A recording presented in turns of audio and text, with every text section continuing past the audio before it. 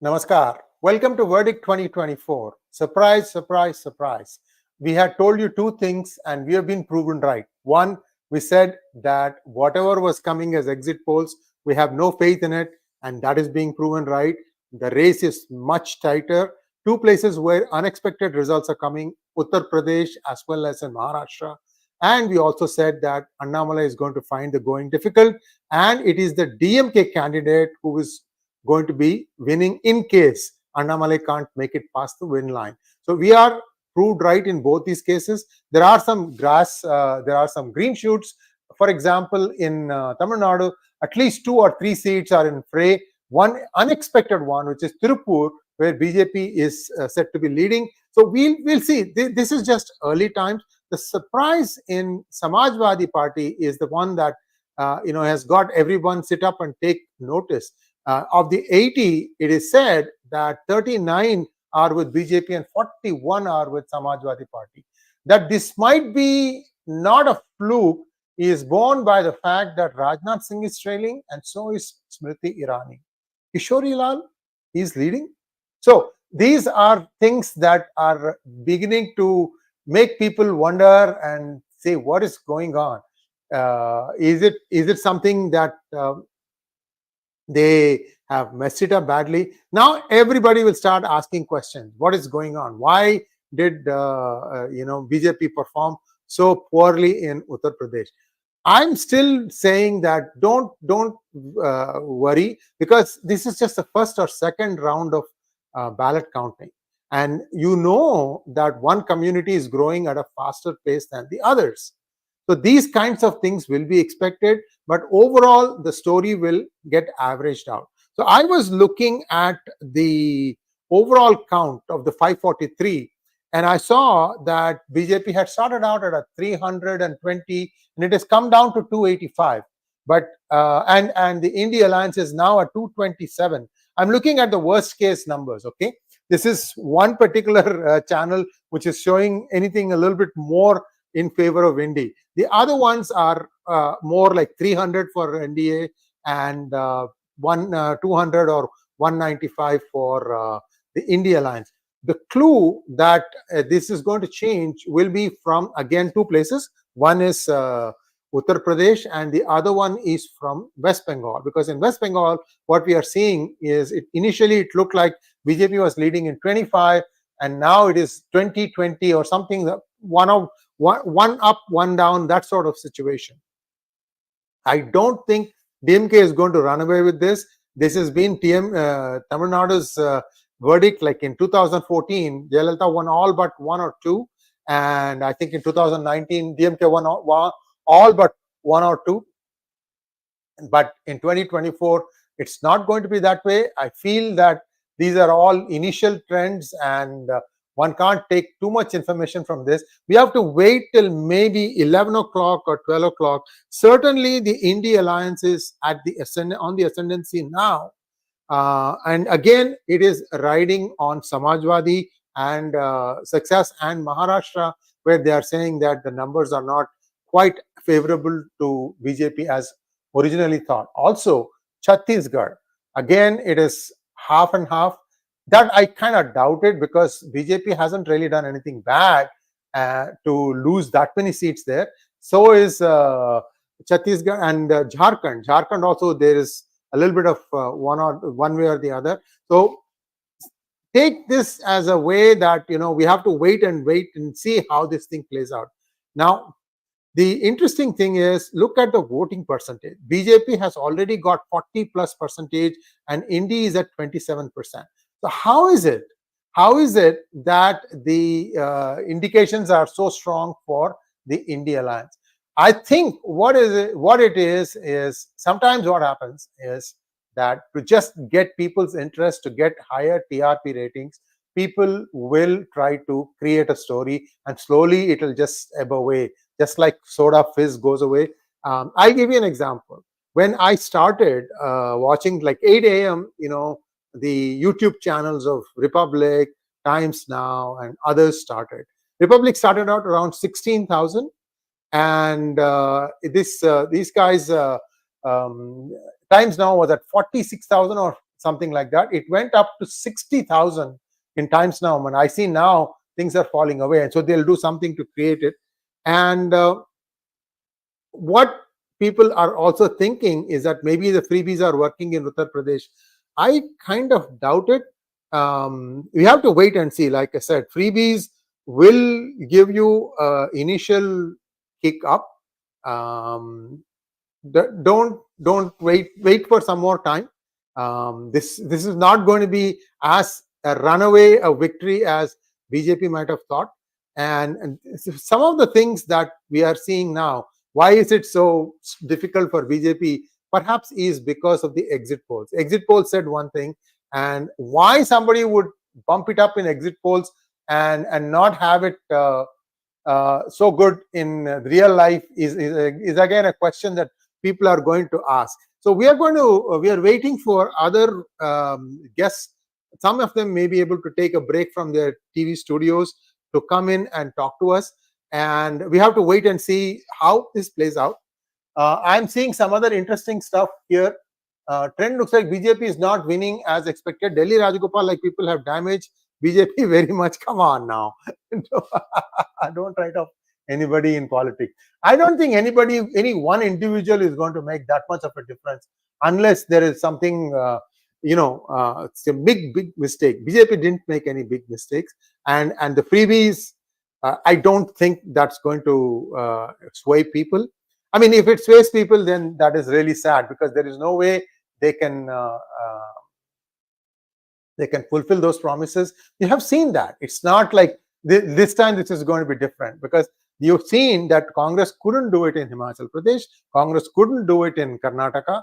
They have done some half-baked stuff, and that is also beginning to bite them quite hard. So if the people are going to fall for freebies, then this is what it is. I mean, you are going to get the government you deserve.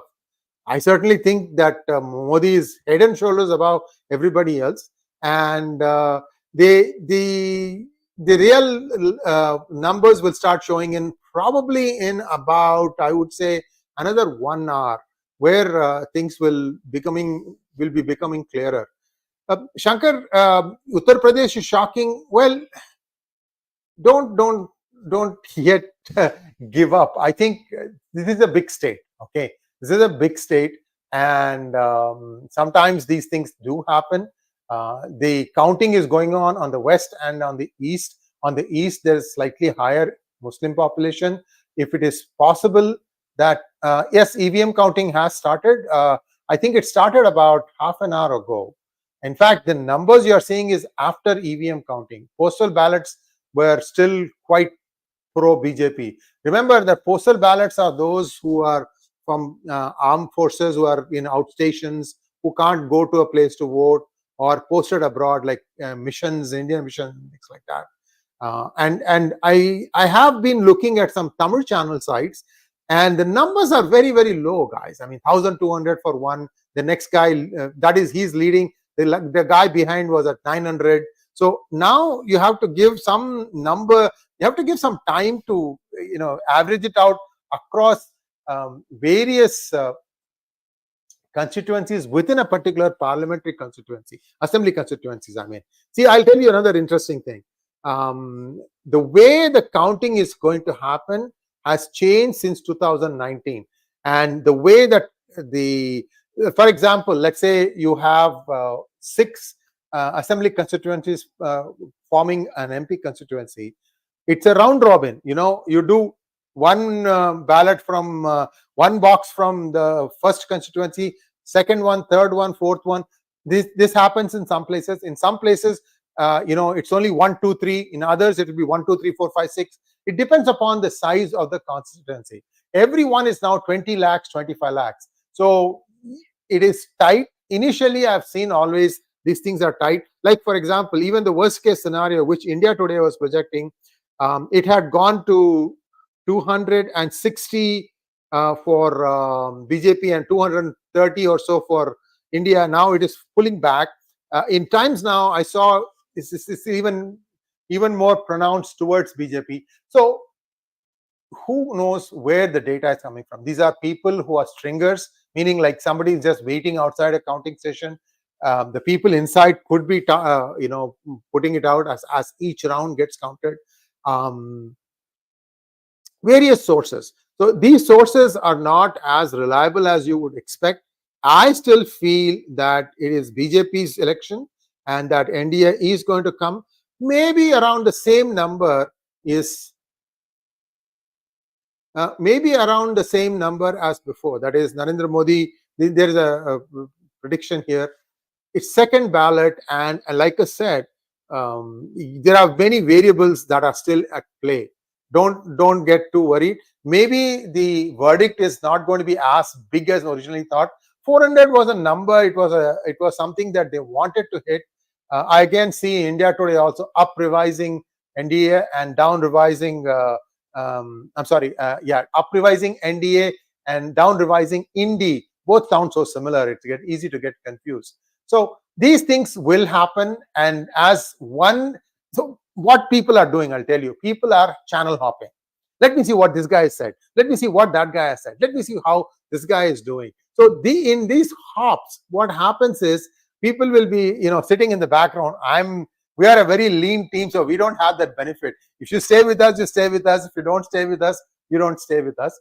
But some of the people say, oh, no, people are deserting. Let us increase the interest. Let's make this thing a little bit up. Because these are all interim results. Nobody is going to hold a gun to your head and say, look, you forecasted wrongly at this point of time. They say, oh, yeah, it's possible. I got this data. So the real data, if you want, it should be from eci.gov.in. And I'm going to request our editor to bring up eci.gov.in, and let us take a look at what those numbers say, because ECI is more measured and these are the actual numbers. And can we zoom in, please?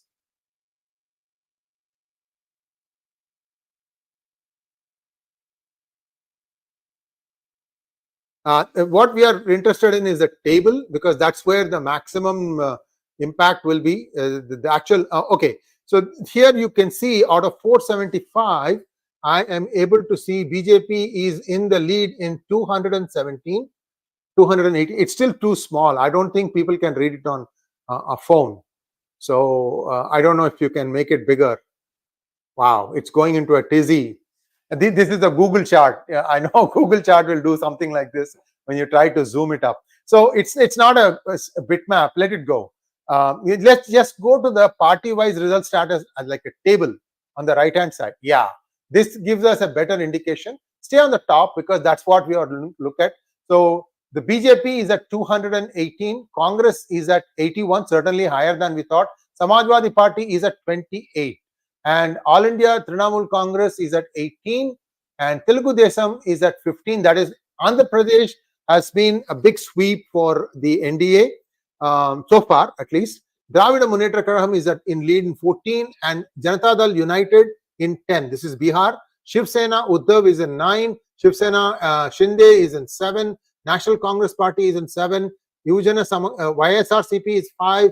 Lok Jan Shakti Party Ram Vilas is in 5. Rashtriya Janata Dal is in 4. You guys can read this thing. I'm just reading it for those who can't. So Aam Aadmi Party, surprise, is having 4. This is mostly in Punjab, maybe 1 in Delhi. Delhi is going from 7-0 for BJP to 6-1 for BJP. And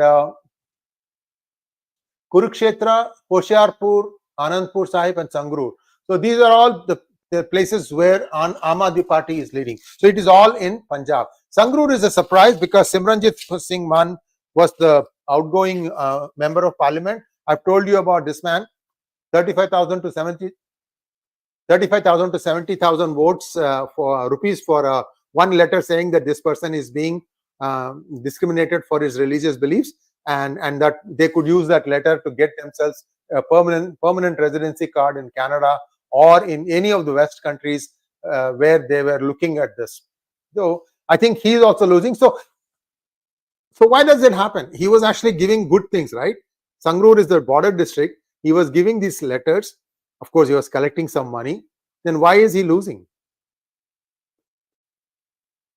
These are all some of the unanswerable questions about voting patterns. And I expect that things will change. we have to wait and see. Like I said, again, the Indian National Congress has gone up a little bit. The BJP has gone down a little bit. Congress, where is it doing well? It is doing well in Uttar Pradesh. See, again, this is the thing. Uttar Pradesh is such a big state that even a small swing can make a big difference in the final numbers. For example, Kishori Lal Sharma defeating Smriti Irani would be a huge surprise. I heard that in Rai Bareli as well as in Wayanad, Rahul Gandhi is leading as of now. So what changed? Will UP also fall for the freebie jumla of 1 lakh rupees a year, takatak? Well, is Rahul Gandhi going to be the Prime Minister? I don't think that is going to happen, because he is disqualified on the same grounds that Sonia Gandhi is disqualified. And the numbers that they are getting is, this is Andhra Pradesh for Bharatiya Janata Party. Daggubati Purandeshwari, who is the daughter of N.T. Ramarao, she is in the lead. Anakapalli also. So these are all the different constituencies for for BJP. First one also is Tamil Nadu, Andhra Pradesh. Second also is Andhra Pradesh. And you have in Arunachal, Kiran Rijiju is having 47,000 votes. He's also leading. I can go on. Let's take a look at the bigger picture. How are the bigger trends looking like? Because bigger trends will tell you that whether it's going to be a hung verdict or it's going to be a big win for BJP. At this time, it is 288, which means BJP will still form the government. But I don't think this is 288 as per 289 now, as per India Today, which has been very conservative, has been pushing the other ones higher. Can you pull up Times Now? I'm curious what Times Now is showing right now. I can also go and look at it on my screen here. Just give me 1 minute.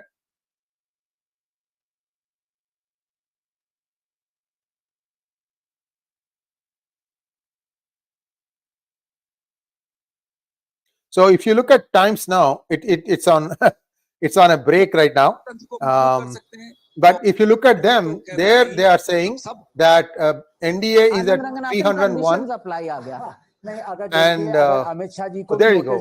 You got it. 300 and 212. So this is Times Now, and India has about 10 or 15 less for NDA and the same number higher for Indie Alliance. So these are all some of the trends. I saw Rajgopalanji sitting there in Times Now, and so is JVC Sriram, two of our regular guests. They are there.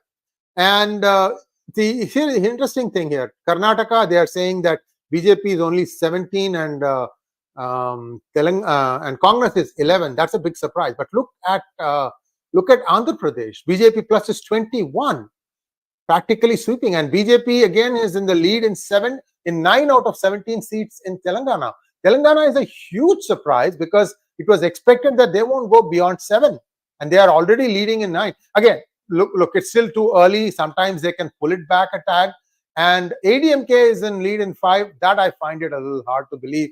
I think if anything, BJP should be winning at least 2 seats, Tirunelveli as well as Velur. We'll see. Certainly, you can see that in Kerala also there's 1 seat where the NDA is in the lead, which is BJP, because there's only BJP there. That may change because we are hearing that Thiruvananthapuram Shashi Tharoor is leading, but that lead is very, very slender. We are going to try and see if we can get some numbers. In the meantime, I'm going to try and see if I can get any of our friends to go. We're going to take a small break. We'll be right back.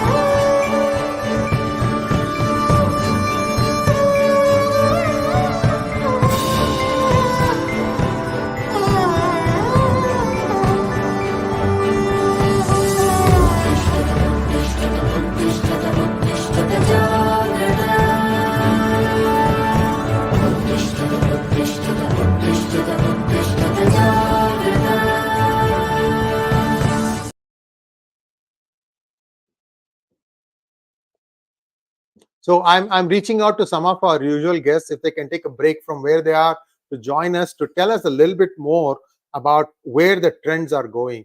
But as you can see, this is not as easy. This is not as much of a cakewalk for the NDA as it was expected. Who knows?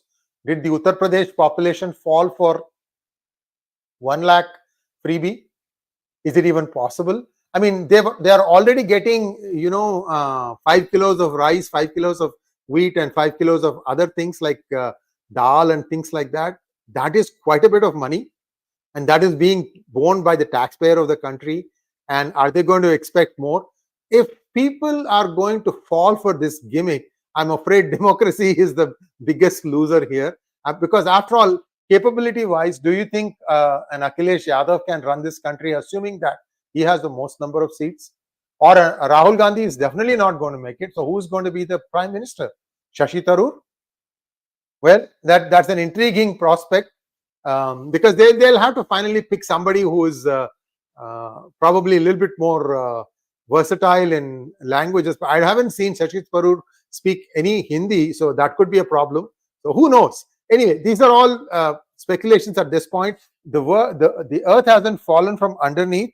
The thing to look for, in my opinion, is the switching of the trend, and I think that has already happened in the sense that it was 290 to 20 before, and now it is 300 to 10, and it has been holding for a while. And you can see that in Uttar Pradesh, it was 3941, it is now 3940. You have to look at those smaller trends to see which state, which party is holding it while the other party is going up and down, because that would indicate that these are all trends based on somebody's input. Like I said, this is not an exact science. We are better off looking at the ECI, which actually is doing a good job. They are updating it on a periodic basis. Here you go. Tharoor was leading last time I checked. Now he's trailing by 2,183 votes. I stand by my shorts that I had given, which was, I don't know if you can load that shorts about Kerala could have a surprise of 7 seats. And I'd be curious what is happening at Patnamthitta, which is where Anil Antony is. Please play that. On something, it usually has some substance. Now, I have done some research on my own as far as Kerala is concerned, and there may be a surprise, a good one for the BJP there. They could win up to 7 seats. How is that possible, you ask? Well, there are 4 major voting blocks, or at least 4. These will be the ones who could be prospective BJP voters. The Iravas, the Nayars, the Christians, mostly Pentecostal and Catholic, and of course the CPIM, who are now thinking of voting Hindu.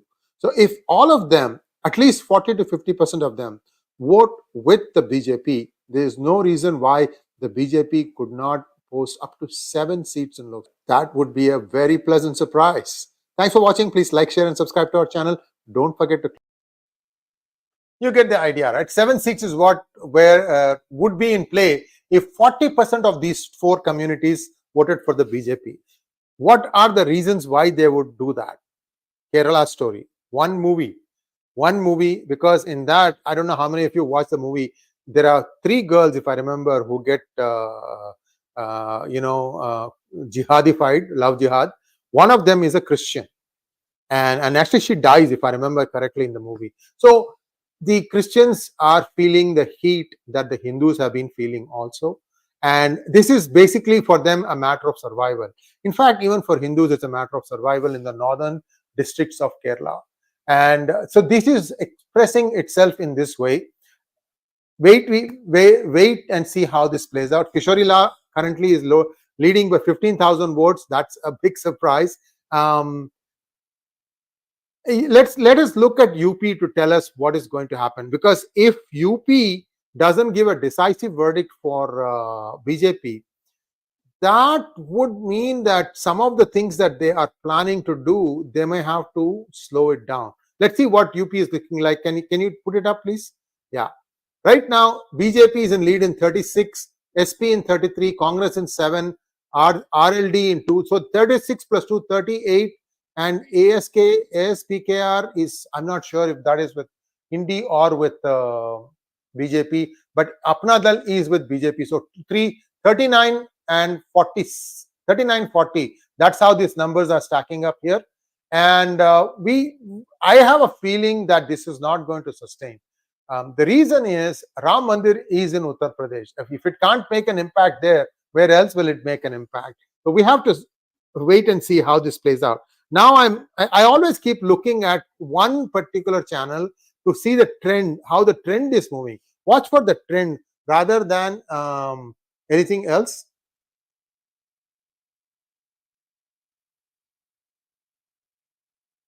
Just give me 1 second. I'm trying to reach out to Sriram Seshadriji.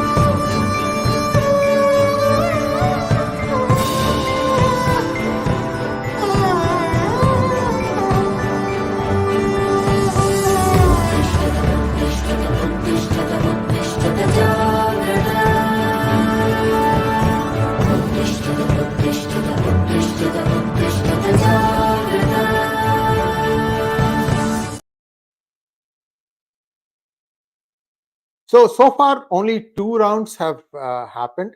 And like I said, look at the overall trend. And BJP, or I should say NDA, is holding at 300 plus. They are still holding firm at 300 plus. And the Indy is around 212. Certainly, Indy has done well, thanks to SP's leads, initial leads at least. We have to wait and see how far this will hold. 2 rounds, and remember, the constituency sizes have become even bigger than before. And DMK also is, of course, one of the India partners that is also doing well. DMK was expected to do well. DMK has been told, I mean, it has been believed, because this is a fixed match between the two Dravida parties that is being borne out again and again.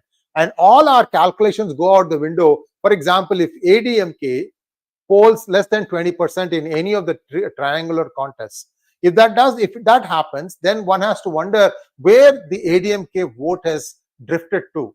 And it has been known from before that even when it was in alliance, ADMK and BJP, the BJP voter would vote for ADMK, whereas the ADMK voter would vote for DMK, not for BJP. So there was this observation, which is why BJP also was not unhappy that these guys had left the alliance. Clearly, what was talked one-on-one was sort of a warning to EPS that if you get our vote but you don't transfer your vote to us, then what good is an alliance? That was a question that was asked, and he couldn't answer.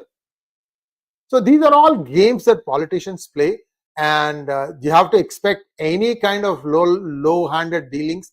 Who knows how much money has changed hands? Certainly, Uttar Pradesh is a huge surprise. One of the other things an astute observer had told me was that why is it that Yogi is not campaigning this time?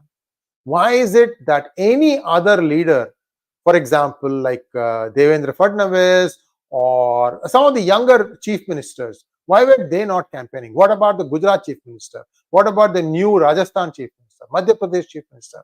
Why have they not been seen campaigning?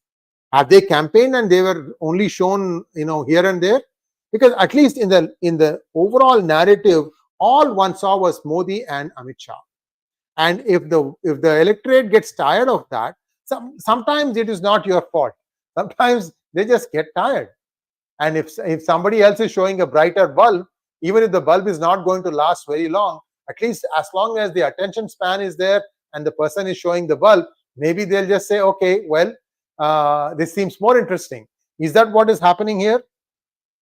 Now again, the trend has shifted in the reverse. I'm seeing that BJP plus combined has come down to 296, while the just give me 1 second, while the Indy alliance has gone up a little bit. One thing is for sure, Rahul Gandhi campaigned much harder, much sharper attacks, and he was willing to bend the laws. And by the way, at 6 a.m., I had released one video about foreign interference in India's elections. There were 8 countries, and France, a lot of websites from France, a lot of websites from Germany, Israel's company Zeno software was also used. So what you and I don't know is if somebody had a smartphone in Uttar Pradesh, what was the message that was given? This is something that is very difficult to control. For instance, I cannot access eci.gov.in from US. Only my team from India is able to access it. So they did shut off these ports. Any access from outside of India was not allowed. Even for many other things in websites in India, I can't access them easily, where there is some security concern. So the same thing you can't do with social media or other things. So is that the reason? Is there a disagreement within the party? For instance, there was one statement that JP Nadda made, that the BJP does not require RSS anymore. That was, I think, at the end of the 5th round. Is it possible that the RSS got really, really unhappy? They stayed away. I can tell you the way things work for BJP is when they take that, they cross every T and dot every I. If they don't do that, then BJP does not score well. There is a certain amount of reluctance, shyness, what have you, and they may just not be willing to do that. It is also known that after the first round, the leadership in BJP got a little concerned. They were concerned because of the lower turnout, and they decided to up the shrillness of the campaign. That's why Prime Minister Modi mentioned statements like Mangal Sutra and things like that. I was a little strong, right? I'm not saying that that was the only reason, but you could see the heat. They could feel the heat. As to how far this is going to go back, will BJP not be even to come to power? I don't think so. I believe that they will come to power. It is just a reduced majority. And if by itself BJP cannot make it to 272 plus, then it is anybody's guess as to who will be the prime ministerial candidate. Anybody else who will want to be part of the NDA, they may demand that it should not be Modi who will be the. Interestingly, Times Now just went off air. I don't know why. The YouTube link is just not working. Yeah, it's gone dark. And let's see how India Today is doing. I have all these things on.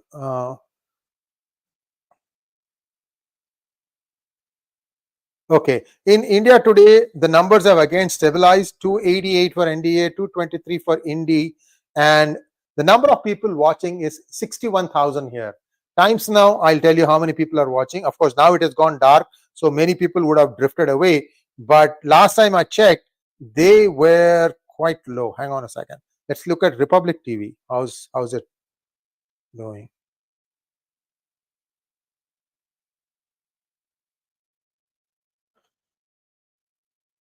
So here is the scoop, guys. Republic TV, which has 6.18 million subscribers, 15,000 are watching. And I'll give you the corresponding numbers for India Today, right? In India Today, let me see. In India Today, the subscriber count is 9 million and 63K are watching. The difference is that India Today is showing Indy as 10 plus more than what the NDA number is, and that 10 is coming from the NDA. So there is some funky thing going on.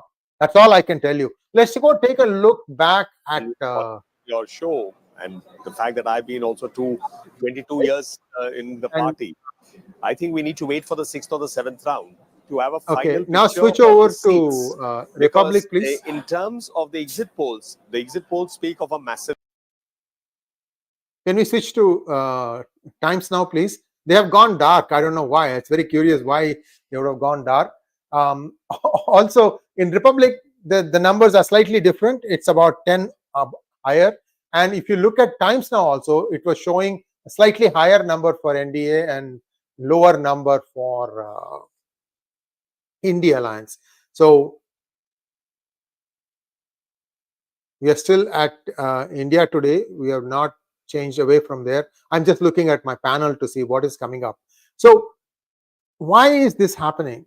I have told you that when the numbers are being played as closer, it draws more eyeballs. Is that what is happening?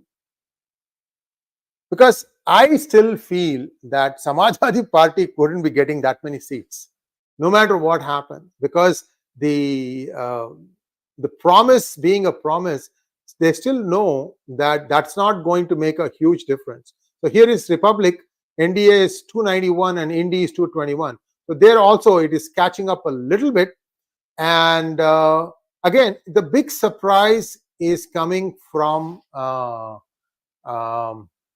should I say, Uttar Pradesh, and a little bit from Maharashtra also. These are the two places where there is a big surprise. And now BJP is down to 7 in Telangana, and BRS is showing its head. They're going 1. And AIMIM, of course, it was expected. I told you that it's not going to change. But in Andhra, they are doing spectacularly well. So Delhi, again, we told you India Alliance is probably leading in 1. I think that will change over time. But we have, at this point of time, that is what is happening. But there are some glum faces in terms of the anchors who may have expected a cakewalk. I'm a little bit more like, you will get what you want. I still feel that NDA will cross 300 plus, but it was a 345, and now it is a 300, and this would be because of Samajwadi Party. Again, 2 rounds out of 15, 18, 20 rounds. Who knows how things go? Even if one party at the end is leading by 1 vote, that party that is the winner. So we have to see the overall effect of all these freebies.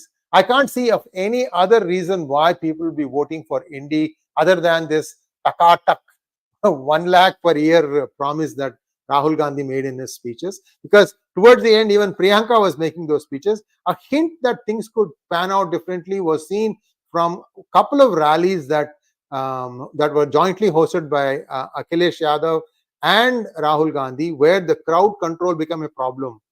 That many people had gathered. Maybe then, see, this is the place where NDA guys are trying to laugh it off, saying that they wanted to come and see a comedy show. That's what Rahul Gandhi's speeches had become. But money is a powerful motivator. Whether they can deliver or not, it will take 5 years before they can change their mind, right?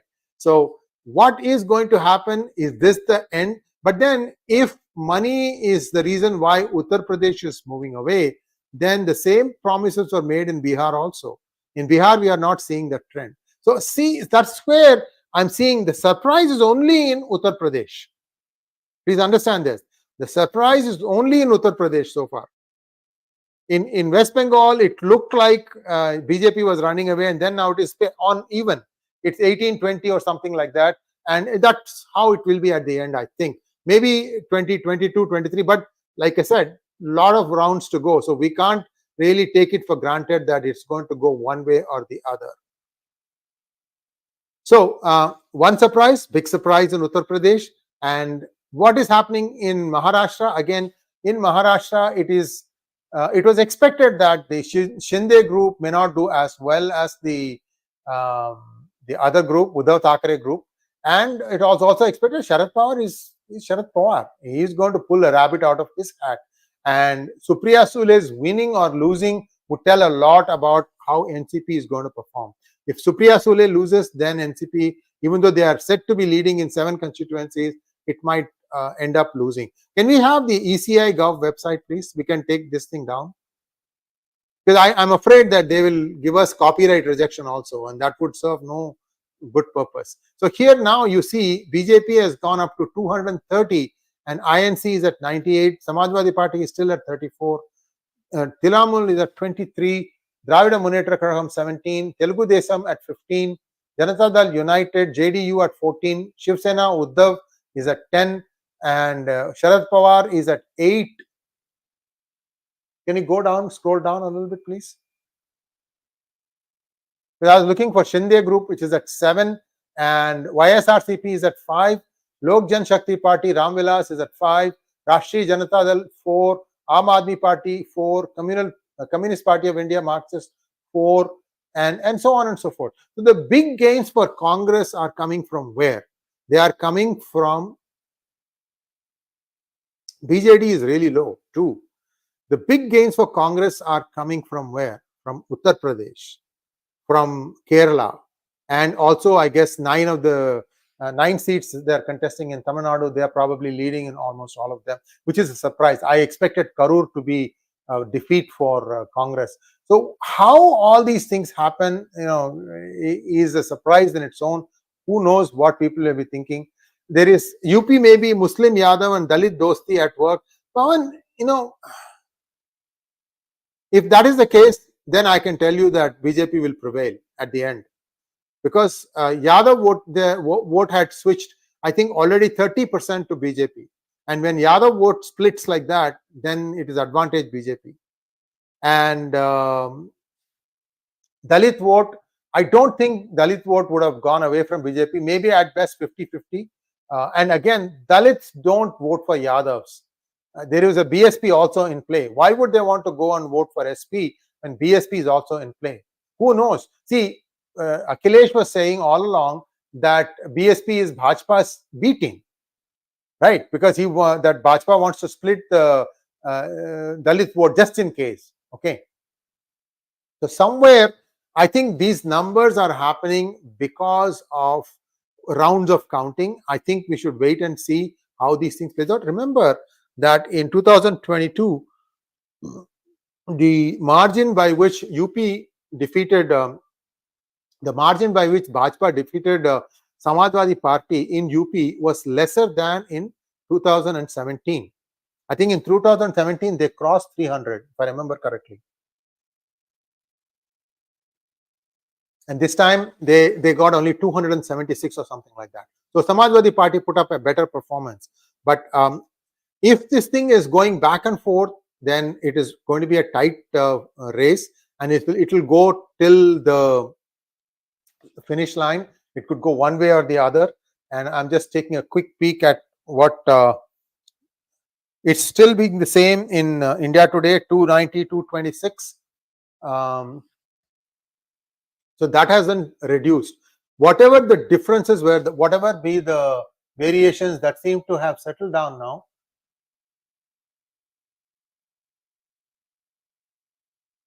And I'm positive, guys. This is just 1 or 2 rounds. We need to wait and see. And I told you that the gimmick that they used brought them big eyeballs, and now I'm going to go take a look at Times Now to see what their numbers are, because they also started tightening it, see how their numbers have gone up. Well, in Times Now Hindi, it has gone up to 69K, and even in English, it has gone up to 21K. So you see, when you show something as being tight, then more people tune in. You see the point? And I'm going to take a look at Republic also, and I bet you even there, if they show a tighter election, then people will start tuning in. Maybe this is TRP. We don't know.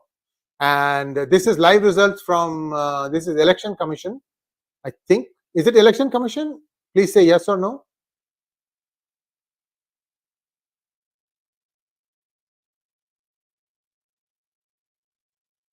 Times Now. Okay. Now we have Venus Upadhyay coming in.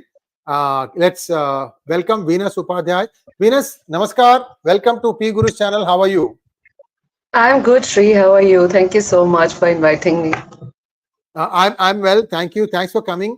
I have a question for you. You had been in Uttar Pradesh, you had been in Kashi, you had been in many areas in Uttar Pradesh.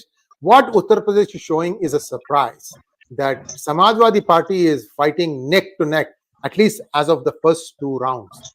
How do you see this thing trending? Do you think BJP will still pull it out, or do you think there's a surprise in store for BJP in UP, and why? I think in the next 1 hour, we'll have a clearer picture as to what will be the, final status. But I can tell you what I observed in UP. I mean, just before June 1, I traveled around a lot in Varanasi and I talked to a lot of people there. What I observed is, I think what was very fascinating was that the Indian public is thinking. Indian public has become capable of thinking in ways which was not possible before. And I can see that there is some intelligence thinking, there's some analysis going on in everybody's head. And so even if, people are vocal about something, they're talking about something, then it doesn't mean that would be their final decision. So I feel that that's where some surprises, might be waiting us. As far in Varanasi, I saw, I went to all these narrow lanes and I talked with Congress party workers and I talked with BJP workers.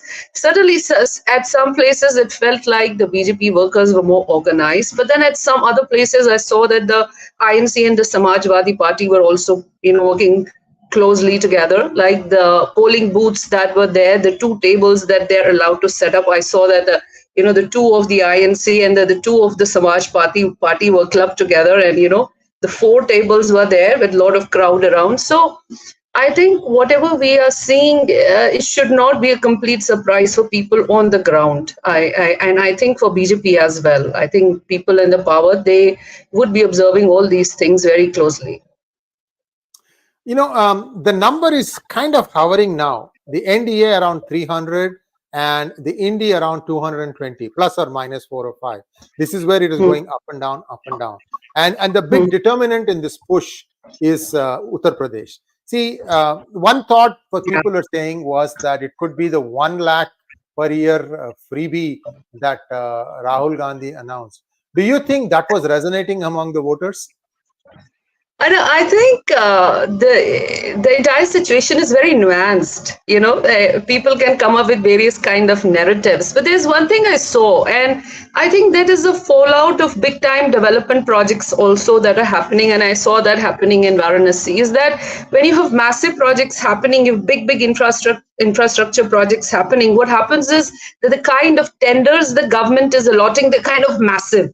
So they go out of the reach of small-time contractors, the native contractors from the city. And I feel that that's where somewhere there are certain economic clouds which are directly hit. So they can no longer get those massive tenders because they cannot afford them. So the kind of tenders are going actually to people from outside the state. So I saw that somewhere there was some kind of bitterness towards the BJP on certain aspects like that. But at the same time, I also saw that, there were people who were saying that tourism has increased many folds for example, in Varanasi itself. In 2017, it was about 18 to 19 million, and it rose to almost about 128, 129 million by 2024. So with this kind of a thing happening, which obviously the administration has worked for, you also have repercussions of it. Right, you have traffic congestion. You have, people struggling with all other kind of things. People are making money, but then there are challenges of it also. So I feel that somewhere there is a fallout of everything that is happening, and people are kind of judging it in their head. So those who are benefiting out of it, are very happy about it, and those who are not benefiting out of it are angry, with it. So I feel that somewhere what is very fascinating is the mind space of the Indian voter right now. And obviously, during the voting time as well. No, I'm trying to dissect the UP vote because, see, it is the heart of the Hindi belt. Left of UP, Haryana, I don't see much of a difference, 9-2 or 8-2 or something like that. And in Bihar also, it is going along expected lines. Yeah. Why this big surprise in UP? I'm trying to fathom this. And is it something? I think the major issue is this. The major issue is that massive infrastructure is happening, and to everybody I've talked, whether it was a pro BJP person or a pro Congress person, people were telling me roads are being built. People were telling me big infrastructure development is happening. People were, almost everybody was using, somehow in one or the other way, they were saying that the changes are drastic. So, but I think one thing that is happening is, which a lot of people are telling me, okay, this infrastructure big project is happening, but the contractor is coming from outside. The contractor is coming from somewhere. And then the various business establishments that are being allotted within that infrastructure unit, they are also being allotted to people from outside. So somewhere I feel that, and those massive infrastructure projects are happening everywhere.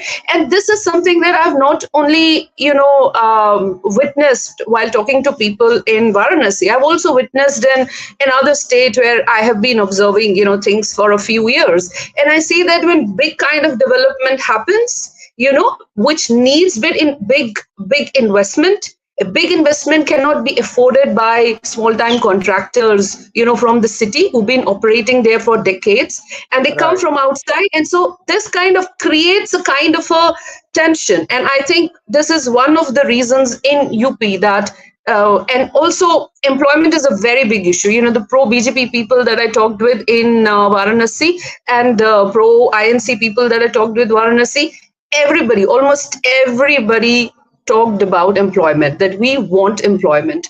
And the youth is very, very vocal. Youth is very intelligent these days. They're thinking and they're saying, young people have told me that what we need is jobs. What else do we need? We need jobs. And so the terms are, okay, we need this, you give us this, we vote for you. If you don't give us this, or if we don't get it, we don't vote for you. Vinas, if you take a look at the growth of BJP under Yogi Adityanath, from non-existent growth, you've seen a sudden rise in growth. And for that to create jobs, the infrastructure has to get into place. The roads have to be in place so that the fish can then reach the ports. UP doesn't have a port, right? So it's going to take some time before the infrastructure project will start delivering. And exactly. So if the people see, one thing that happened post-COVID is that many people did not go back to Mumbai or to any other state where they used to go to for work. They were finding work in UP itself. I don't know if it is the youth or those who used to basically go to UP, they were not going there. So somewhere, someone has actually missed a point or two. How do you think that might have happened? Where do you think? Because in half an hour, I will also tell you if this is going to hold or if it's going to slip further. 40 seats for Samajwadi Party when they had 7. That's a big swing away from BJP. And 17 seats, I think, in Congress is just about leading in every seat. That's a surprise. Yes. That's certainly a surprise. But again, I'm saying that this is what I observed. People people want immediate things. Like people who are in their early 20s, what is their immediate? What is their immediate priority in life? What is their priority in life? Okay, I want my degree, and then I want a job, and then. So depending on these things, depending on your job, rest of the things in your life will happen. So if you do not have a job, then it impacts your entire life ahead. And I think that is the point. For example, I was talking to a voter, and this voter said that I had appeared for this constable exam, the UP constable exam that had happened. And then there was some paper leak that had happened, and there was a big, issue on this matter in February. And recently, the police has also actually caught the culprit. But because of that paper leak, for which, there were, almost over, 50,000 to 70,000, people who applied for it. 50,000, 70,000 jobs were there, and lakhs of youth had applied for it. Not only from UP, but from all over states around, And after appearing for the exam, because of the paper leak, the entire thing was cancelled. So I saw that there was a lot of anger about it, and the anger was against whom? It was against the government. So until and unless the voter, the young voter who is in his early 20s and who's applied for this exam, prepared for this exam, and sat over there and written that exam and was hoping that something will happen, and nothing has happened, and instead there is only frustration. So there is an immediate fallout of that. Now, why that happened is not something for me to decipher, but this is what the voter told me, and the voter was very angry, and somewhere it kind of made me think. Now, it was not because of the government, or was it because of the government that there was a criminal racket running behind it, and there was a paper leak? Now the law enforcement has actually caught the culprit, but that doesn't help. It has already happened, and it has a fallout. Did they have the exam done again? Did they hold the exam again? No, it is not yet. So actually, the voter told me that the exams happen, but then they get rescheduled. So so there was a lot of anger, and then and I saw that the people were not even shirking from openly talking about whom they have voted for. They say, okay, I voted for this and this person. And it was very nice to see that, because people were confident. And I think this talks a lot about Indian democracy, the vibrancy of the Indian democracy. And somewhere, that was a very big surprise for me, because at some places, people were diplomatic. People were saying, okay, I met somebody who said, okay, I'm actually voting for the PM. And then when I sent the codes to the person, the codes were changed, and person said, okay, I'm voting for my MP. So somewhere, there are people who are diplomatic, so they can waver in their thinking, and there are people who can waver in their thinking before voting and at the time of voting, and, even when they're actually casting the vote. So I think it's about, it's something very dynamic, and I think it is very nuanced. So, but certainly I would see that economic issues and job-related issues are a very, very big thing, particularly with the youth and with the parents as well. Because I talked to parents, and parents were saying, okay, we worked for a whole life. We worked so hard. We've spent all our money on our children, and our children don't have jobs. And then even experts are telling me that small-time cities in India do not have jobs right now. I'm not saying, like, we know big infrastructure projects are happening, and we see another dimension of that. We have people who are talking about that also. For example, I talked with the boat owners in Varanasi. So they were very happy. But when I talked about the Kashi Vishwanath project with the corridor, with say people who are inside the city, they were giving me different insights. And when I talked about the Kashi Vishwanath corridor with people who were actually operating on the river, I got completely different insights, because they were actually talking from operational knowledge. They were talking about flood control. They were talking about, a lot of other issues which they have to directly deal with the river. But everybody is not rowing boats on the river. There are people who are on the ghats, and, and maybe people like their comforts. If you see these small lanes and they would be flooded, there was no proper waste management system, there was no proper drainage system. But then it's also true that almost 500 to 700 people, they had to lose their home when this particular corridor was made. So, and the people who are pro-BJP, they say that, okay, these people, they got crores of money for their homes, and now, they have built new homes outskirts, so they've purchased farms, and, people have individual case studies to share with you. But at the same time, there are other people, who are probably sitting somewhere else, and they're angry, and they say our city is getting changed. It's getting changed in ways that has never happened before. And people say, okay, if the small lanes of Varanasi are no longer there, then it's not Varanasi, But then the people who have to operate, they say, okay, we have to take care of drainage, we have to take care of all these things. So I think it's about the time we as a nation are going through. We are transitioning, from one phase to another, from, I certainly feel that it is rising India. And I feel that somewhere there's going to be a fallout of it. The BJP is working on big infrastructure projects that I think it has to focus on, what is the fallout of all these things, and how are the local communities being impacted by it, because that is what is going to impact BJP's vote a lot.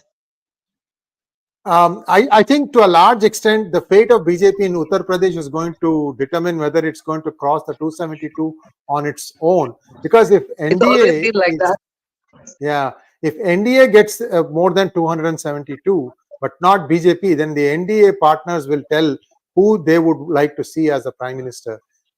Modi will not be able to do it.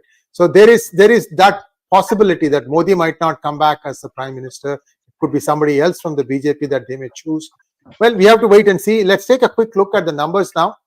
It's 11 o'clock India time. So it's about 3 hours since the counting started. So now we have Bharatiya Janata Party inching ahead a little bit, 238, Indian National Congress at 97, Samajwadi Party at 34. It had gone up to 40, it has come down to 34. So this is what I want to tell people, guys. See, don't take people's word for it. That's why I said I'm not looking at any of the TV channels. Let's just take a look at ECI government site. Rather than trying to look at others, let's look at ECI. Right from the beginning, ECI has not gone more than 34 for Samajwadi Party. I expect that number to go down, and I also expect the Congress number to go down. It is going to be a little bit drawn out. It is not going to be an instant victory, instant verdict for BJP. But it's just Uttar Pradesh that is going out of sync. And again, that again gives me hope that Modi will come through, because if there was a discontentment, like for example, jobs, not lack of jobs is winners. Lack of jobs is something that every state will worry about. How come I'm not getting jobs, right? So why would it only impact Uttar Pradesh? Why not other states? That I have not seen. Everywhere else, it is pretty much consistent. So I think we'll have to. I think as the final results come out, we'll have to break that down. And as I said, the situation is very nuanced. I think Indian people are thinking a lot. So basically, to decode what they are thinking and what they thought at the time of voting, I think after the results come out, BJP, will be, kind of working that out. But I also find it very interesting, the entire situation very interesting, because I feel that, somewhere, I feel that whosoever forms the government will have a lot of thought to put into. So we cannot be overconfident. So, if the BJP kind of forms the government, obviously, BJP will have a lot to think about. So I think somewhere it's very interesting. And another 5 years, another 5 years is a kind of a massive period for another period of transformation and growth. So I feel that with all these setbacks, if the BJP comes to power, I think it will be more careful, more cautious. I think it will have more opportunity to basically put thought into why it kind of didn't perform where it didn't perform. So I think all that is a very interesting and exciting situation overall. I'll tell you another, like for like comparison between what will happen if BJP goes away and the India alliance comes to power. Today in California, this year, Venus, my electricity rates went up by 50%, 50. My water rates have gone up by 50%. My insurance rates have gone up by 50%, 50. Can you imagine? I mean, I've never paid insurance more than 10%, and then you'll have this good driver discount for auto. Things, you kind of keep it at a certain point. Everything has gone up. And this is all because you should be proud that you are living in a state of California. I mean, businesses are deserting it by the droves here. So California is. I heard that from people as well. Yes, I heard that from people as well. I remember I talked to one person, and all these people have talked randomly, and this person said that he has voted for women's security, he's voted for nationalism, he's voted for development, and then when I asked him what more do you want to happen next 5 years, he said the government should work more for employment as well as for controlling inflation. So And that's what I'm saying. This is a kind of a roadside vendor I'm talking to. That's what I'm saying. Like these are exciting times in India. Indians are thinking, and they're thinking like they've thought never before. They've become capable of that, and I think that's where the political parties also have to put in their mind that we are the youngest nation in the world today. Our youth is going to be our forte. Our youth is going to be our next stage labor, and they are becoming capable of thinking. They are not like those generations of 20 years ago or 30 years ago. So they are very intelligent people, and they're coveted by the world. This is a world of opportunities. So if development is happening, then this is a generation which is extremely aspirational, and it is looking for opportunities, and it understands that it has the power to vote, and that its vote matters. Very true, very true. Again, I'm keeping a sharp eye on the trends. The trends are holding; they're not changing. The trends are holding. Can we take a quick look at the ECA website to see if it's changed? It's the same number as before, so they have not updated it since the last time. I have a couple of other guests also coming, but if you don't mind staying on for a few more minutes, we can talk about the other states that you had. Since you had happened to be in UP, and the surprise is coming from UP, I thought it was good to hear what you had experienced there. Any other places you went in UP other than Kashi? I've been following a bit in Jammu as well. That's my native state. So I've been following Jammu as well, and a bit of Delhi as well, where I am right now. Yeah. So I think Jammu Kashmir is what was expected. BJP is getting 2 seats. In Udhampur, Dr. Jitendra Singh was up against Lal Singh, and when I went to my place to vote on April 19th, so this was the major conversation in all living rooms and across, everywhere, that whether Lal Singh will be really able to be a challenger, for Jitendra Singh. And then at that time, we felt that probably he'll take away some votes. And I think that is kind of showing itself. Dr. Jitendra Singh is leading, BJP is leading in Jammu as well, and then NC is leading in 2 Kashmir states. PDP is nowhere, so I think that kind of the analysts will have a lot to analyze that as well. And in Delhi also, BJP is leading in all states. So I think that was a bit of a surprise that, Kejriwal's party, despite his arrest and everything, we thought that he would actually gain out of it. He will gain sympathy. He will gain sympathy votes out of it. And but the trends are showing something else. In fact, his party is not doing very well in Punjab, where currently his party is ruling the state. So I think these are very interesting trends. That's what I'm saying, that Indian voters are extremely interesting, and I think the situation is very nuanced. So let's wait and kind of see what happens. I'll be more interested, as a journalist, to kind of figure out how all these things will have an impact on India's foreign policy. And that is what my concerns would be, how all these things will play out when it comes to our national security, when it comes to our borders.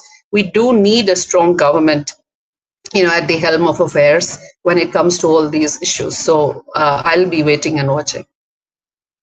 Yes, and again, the trend seems to have ticked back in favor of BJP. I'm seeing the NDA number coming up to 300 now, and there's a slow downturn on the INDI. Why am I rooting for Modi? Because the other side, if Modi is not able to handle some of the issues India has, what chance do you think people like Rahul Gandhi or Akhilesh Yadav, or worse, Mamta, or Sharad Chandra Pawar, what are they going to be able to do? All they knew was to how and make money. That was it. That's all we saw as a record. Yeah, go ahead, Venus.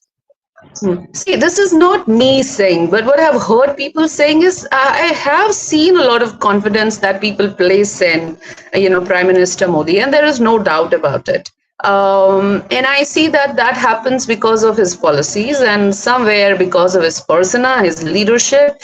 For example, when I was talking to a few people on the ghats, and I remember a rickshaw puller telling me that, he wants Modi to come back to power. He's a big time Modi fan. And I asked him, I said, and he didn't even have a phone, because I wanted to pay him through UPI, and he said, मैं कैसे लूंगा मेरे पास जब phone ही नहीं है. So I was very surprised, and then I asked him, when I got to know about this, when this, this thing about India's digital revolution, and then, in my one-to-one conversation, when I found out that a rickshaw person in Varanasi was not even having a phone, then I was kind of, it motivated me to ask him about whether he has voted.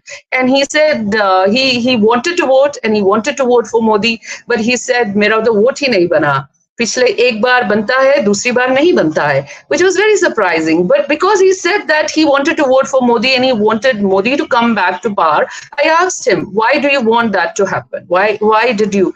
And he said, it's visible everywhere. That's what he told me. And he said, and that explained everything. He said, it's visible everywhere. Change is visible everywhere. And that was a rickshaw puller telling me, who didn't even have a mobile phone. Then I got down, and then it was very hot. Varanasi was like 47 degrees Celsius during these voting days, and so I was helping myself with a fresh coconut, and I started to converse with the coconut wala. And then this person told me, and I asked him, I said, for how long are you selling coconut on this ghat?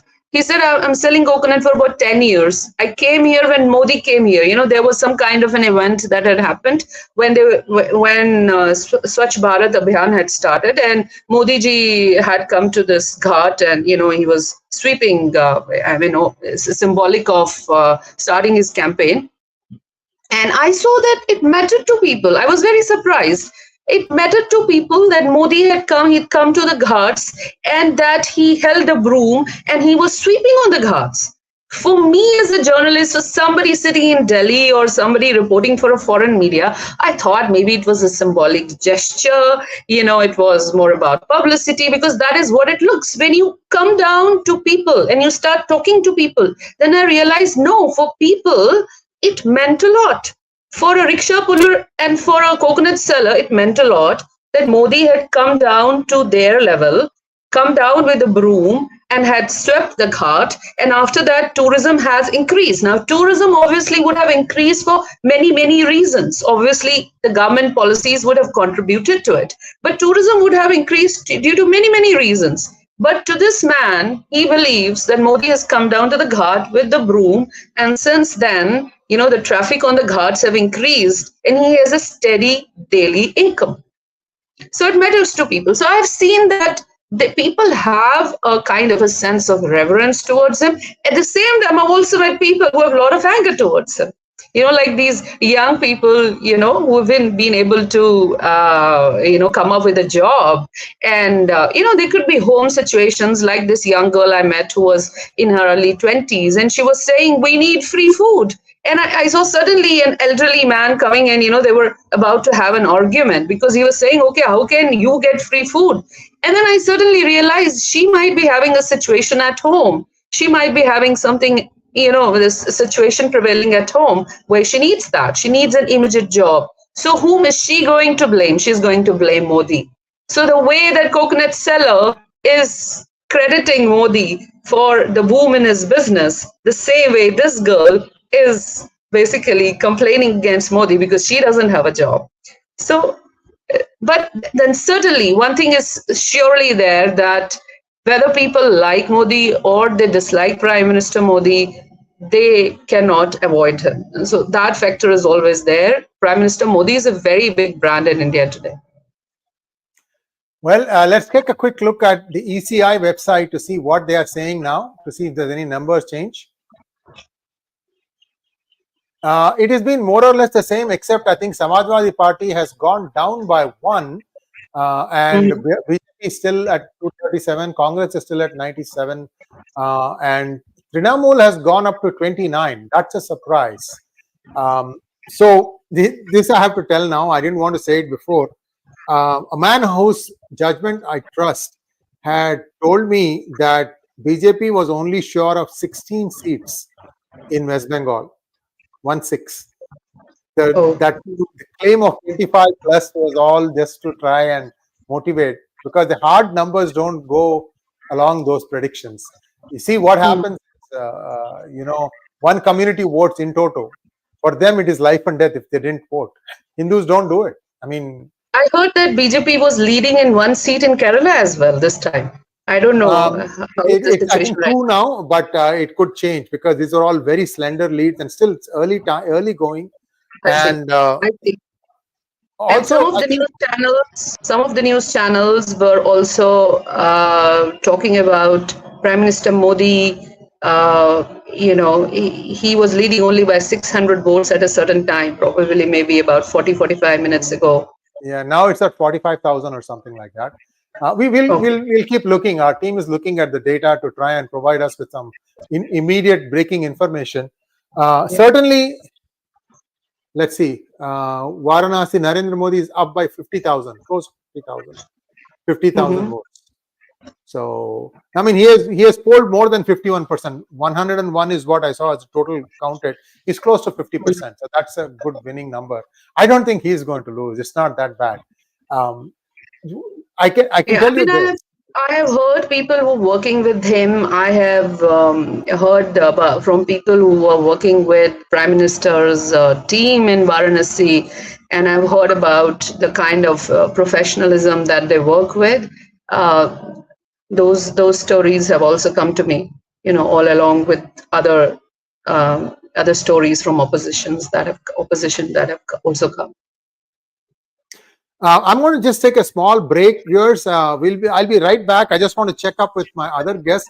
If you want to stay on, please stay on, Venus. Otherwise, thanks for joining us. We'll be back again for some time just to go and look at how things are developing. I want to take a quick look at. So we are also simultaneously broadcasting in Tamil. Guru's Tamil also is broadcasting. So I just want to test and see how my team is doing there. I'm going to take a small break. We'll be live, except that we'll be running an ad for the next 2 minutes or so. Thanks once again, Venus. Namaskar. Namaskar. Thank you.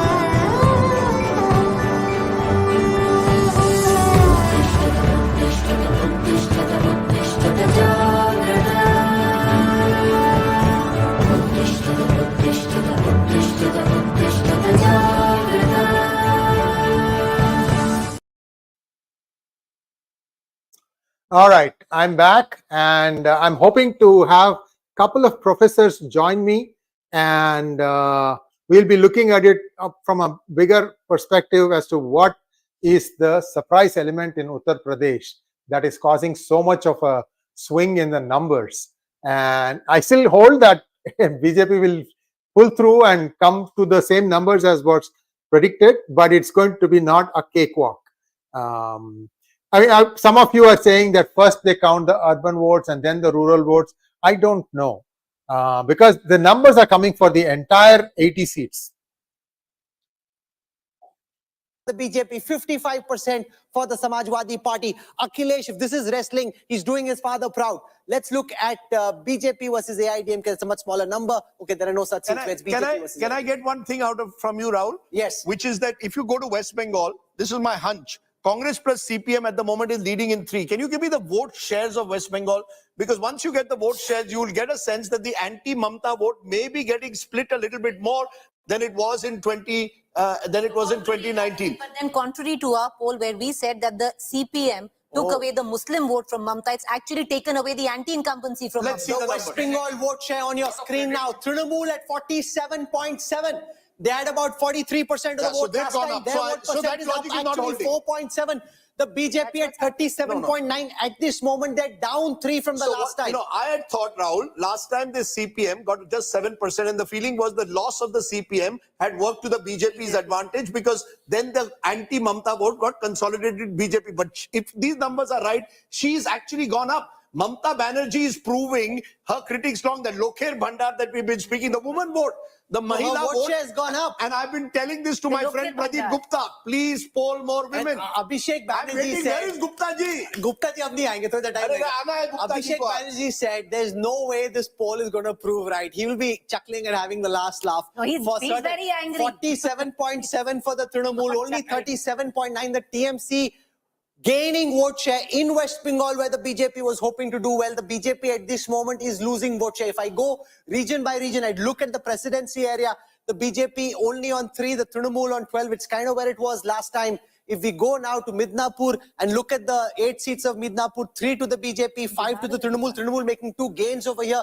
If we go to the Malda belt, the BJP at 2, Trinamool at 1, Congress and left at 4. That's interesting. Let's now go to Jalpaiguri further up north. BJP at 3, down 1. Trinamool at 1, up 1. Let's now look at Burdwan. In Burdwan, 8 seats. Trinamool at 7, up 2. BJP at 1, down 2. So it's not going as per BJP script. And as we speak, remember the India alliance inching towards 300. So do not still, rule out the possibility of NDA going above 300. That is still very much a possibility, which will provide a comfort factor. But Rahul, I think there are a couple of things happening. I think exit polls got Bengal completely wrong, and they got Uttar Pradesh completely wrong. I think these 2 states are accounting for almost 50 seats for BJP. They've got the Hindi. okay, go ahead. So these 2 states are accounting for BJP, and I think they had underestimated the losses that NDA might suffer in Maharashtra. So these 3, so UP, Bengal and Maharashtra are the 3 states where the pollsters have got it badly wrong. Okay. And that's where that's why the numbers are not quite there. What they got, but they got Odisha, Andhra Pradesh, Telangana right. Yes. And therefore the BJP in these 3 states has staved off. Otherwise, what could have been a defeat? Yes. And then we could have been back to 2004. So actually the BJP has been saved from 2004 by the gains they've got in Odisha, Telangana and Andhra Pradesh. BJP's NDA's biggest gains, some of the India Alliance's biggest gains are coming from Maharashtra. 29 up, 20 up from the last time. NDA at 18, down 19 from the last time. Priyanka Chaturvedi, senior leader of the Uddhav Balasaheb Thackeray faction of the Shiv Sena, now joins us. 29 for the India Alliance. If I do a breakdown, Congress at 10, the Uddhav Balasaheb Thackeray Shiv Sena at 11, NCP Sharad Pawar at 8. At this moment, in the trends that we have in Maharashtra, you seem to be hitting it out of the park. Priyanka Chaturvedi, welcome. Thank you. Okay, do you want to tell us a little bit more than thank you? What are you making of these numbers, man? The NDA, Well, we have to make sure that we don't get copyrighted out for all these things by the respective channels. We were just sharing information. Professor Ramesh is joining us. Professor Ramesh, formerly of IIM Bengaluru. Namaskaram, sir. How are you? Namaskaram, sir. Namaskaram. Don't ask me how are you. Sir, it looks like the BJP has got it wrong in 3 states. Uttar Pradesh, Maharashtra and now West Bengal. Correct. West Bengal, I'm surprised. I mean, yeah. In fact, UP and Maharashtra, West Bengal are surprising. Maharashtra, yes, there was too much fluidity there about the alliances, coalition, whom they are drawn and who really leads the vote share and things like that. Okay. But UP, I would say even undeserving. I mean, Yogi was doing very well and we had the Ram Mandir. Okay. Only thing, one hypothesis I can say is probably the minority vote consolidation might have happened. And along with that, you just need few percentage of votes to really, win the election. So that way, some minority consolidation has happened in both West Bengal and UP. Hello, you can hear me? Yeah, I can hear you, sir. I can hear you. I'm just getting a lot of information here and there. And I don't think, you cannot say that it's a 2004 scenario because, it's not like India shining because BJP really worked hard for the election. They campaigned heavily. Modi personified the campaign. And even Smriti Irani, she is not trailing. even she was campaigning heavily. I mean, nobody took it lightly, and nobody can take it lightly under Modi's leadership. Okay. So I don't know. I mean, you mean the whole party went wrong and then the forecast went wrong? Incidentally, Sriji, they are getting majority and we are still seeing it as a failure. Okay, that's something we should remember. What I'm only hoping at the end of the day is if BJP should at least get simple majority on its own. If it is going to be dependent on other parties, that will even hamper Modi's style of functioning, because Modi's style of functioning, he wants complete control, not like the coalition politics. Oh, Vedyanathan sir.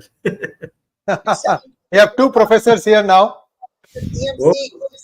Oh, no. Sir, we are P Gurus, sir. We are of Gurus. So we will always have professors amongst our. No, one professor and one student before him. Welcome, P Guru. Welcome to P Guru, sir. Professor RV, how are you? I'm quite okay, but let him finish. After that, I will join. Yes, Okay. yes. Yeah. No, he was just asking like what happened in UP and West Bengal.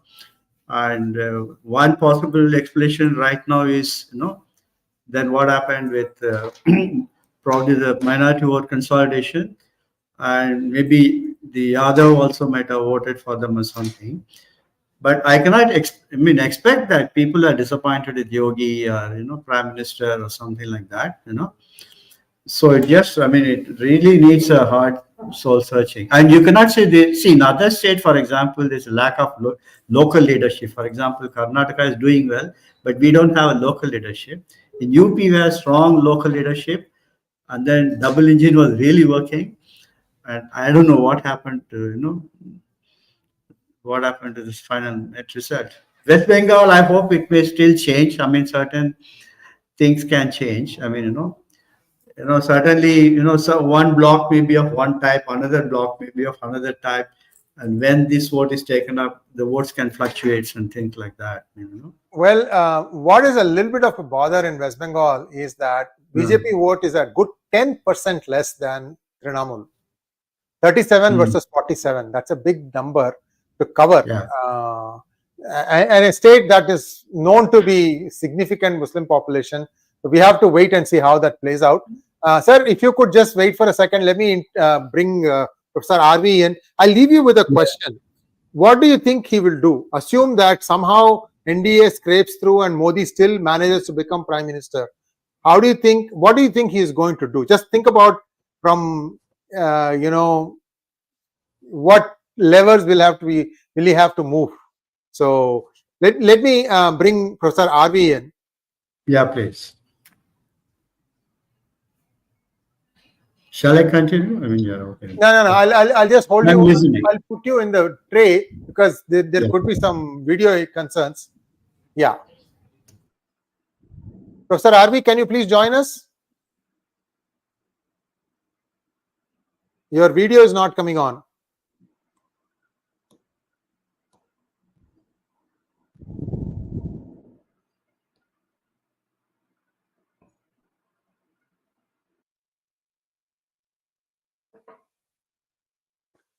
I think Professor RV seems to have dropped off again. He'll join us again. So let me bring back Professor Ramesh. Sir, some connection difficulties with Professor RV. He'll join again. In the meantime, maybe you can tell us, what do you think? You're asking about his style of leadership, and then he's joining. Yeah. Professor RV, namaskaram, sir. How are you? Let him finish. I am telling you. I don't want to disturb him. You want to conduct what they call. No, I want to listen to you. I want to listen to you, Professor. Right? Let him finish. Let him tell what he wanted to communicate. Right? Sir, he was finished, sir. He was finished, and I came to you. You got into The question posed to you, I was answering, so I think you should answer. Professor RV? Yeah. So the question was, let us say that NDA scrapes through with a majority, simple majority even. And how do you think, there was a certain direction that Modi wanted to take the country. Do you think he'll have to do some course corrections? And if so, what would be the... No, I am puzzled actually. See, only postal ballot and 2 rounds, in some cases 3 rounds are over. Mostly 13 to 14 rounds it goes. In UP, sometimes it goes to 15 rounds. So the day is not very, it's what you call, as they say, the night is not very young, at 6:15, 6:30 in the evening. You can't say is the what you call, is the pegs are enough or anything like that, right? It's just starting. I tell you, there is no reason to suspect that NDA will not reach 350. You take my word. Now I am telling. You see the election commission thing at 11 o'clock, 11:30. BJP is leading in 237 seats. Yes. INC is leading in 96 seats. Yeah.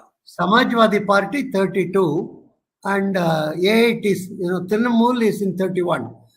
Again, if you go back to the original situation, you will find 1 minute. Where is this? Yeah, we have the thing up here, sir. This is the most PCI of the website. seats in UP, which SP is leading, is something like 1,500 lead.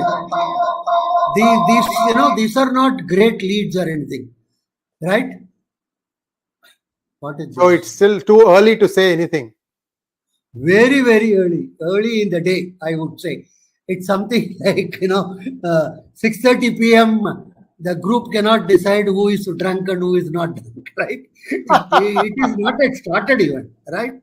So first point I want to alert is that we don't have to jump to conclude. Like, that Sun TV is going on telling Modi is only trailing by 800 votes or anything.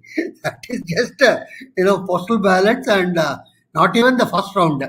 For instance, first round Annamalai was trailing. Second round is leading. Right? So we have to, what I want to say is this is a zigzag type of thing sometimes. Sometimes it also depends which, areas are taken for counting faster. Suppose it is more of, I shouldn't use the word, but, sort of Muslim dominated areas, it's quite possible that SP may be having a good lead. So there is no need to, immediately. I would rather wait till at least 10 rounds are over.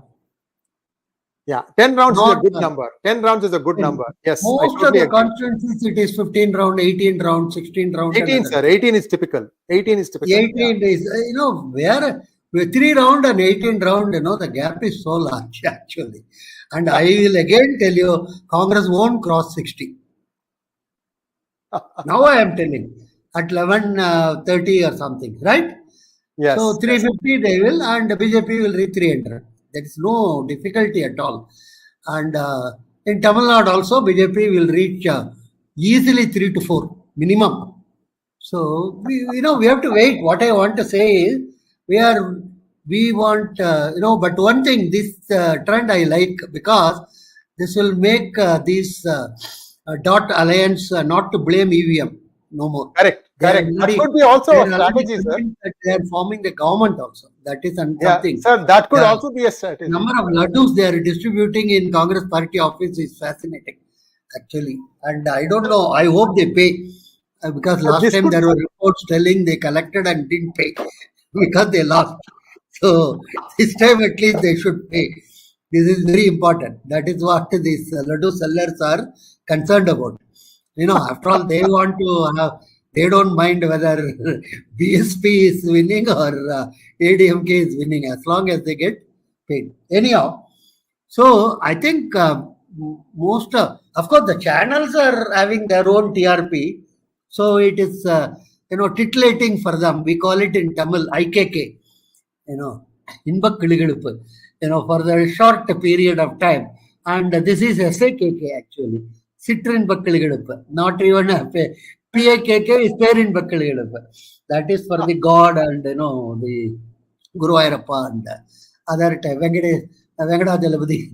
So this is, so just, they are, they call people, they make arguments and, we have to wait.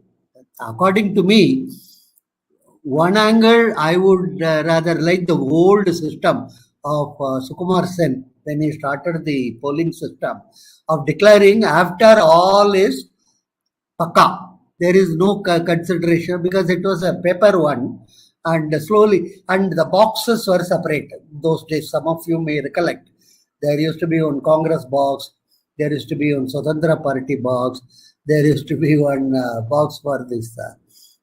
In those days, Praja Socialist. So you drop your slip in the respective boxes, whichever.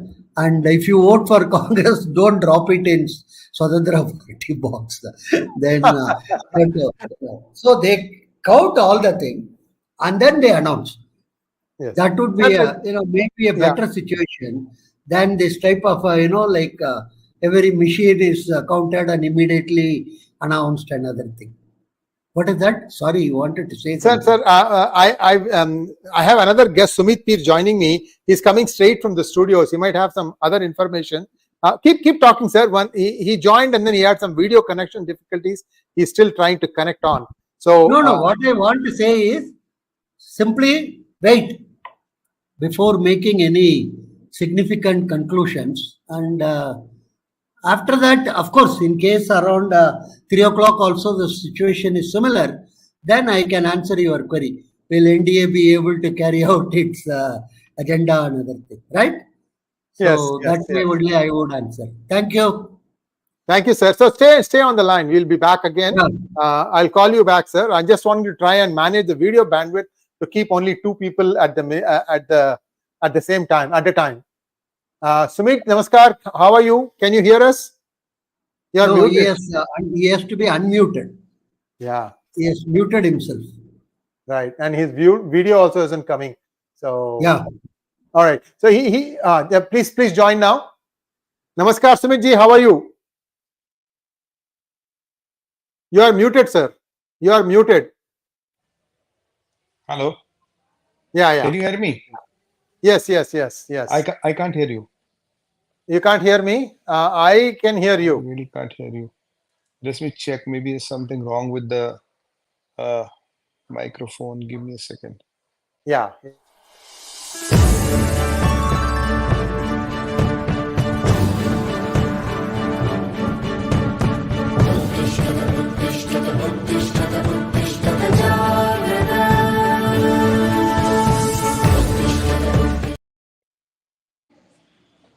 Can you hear me now?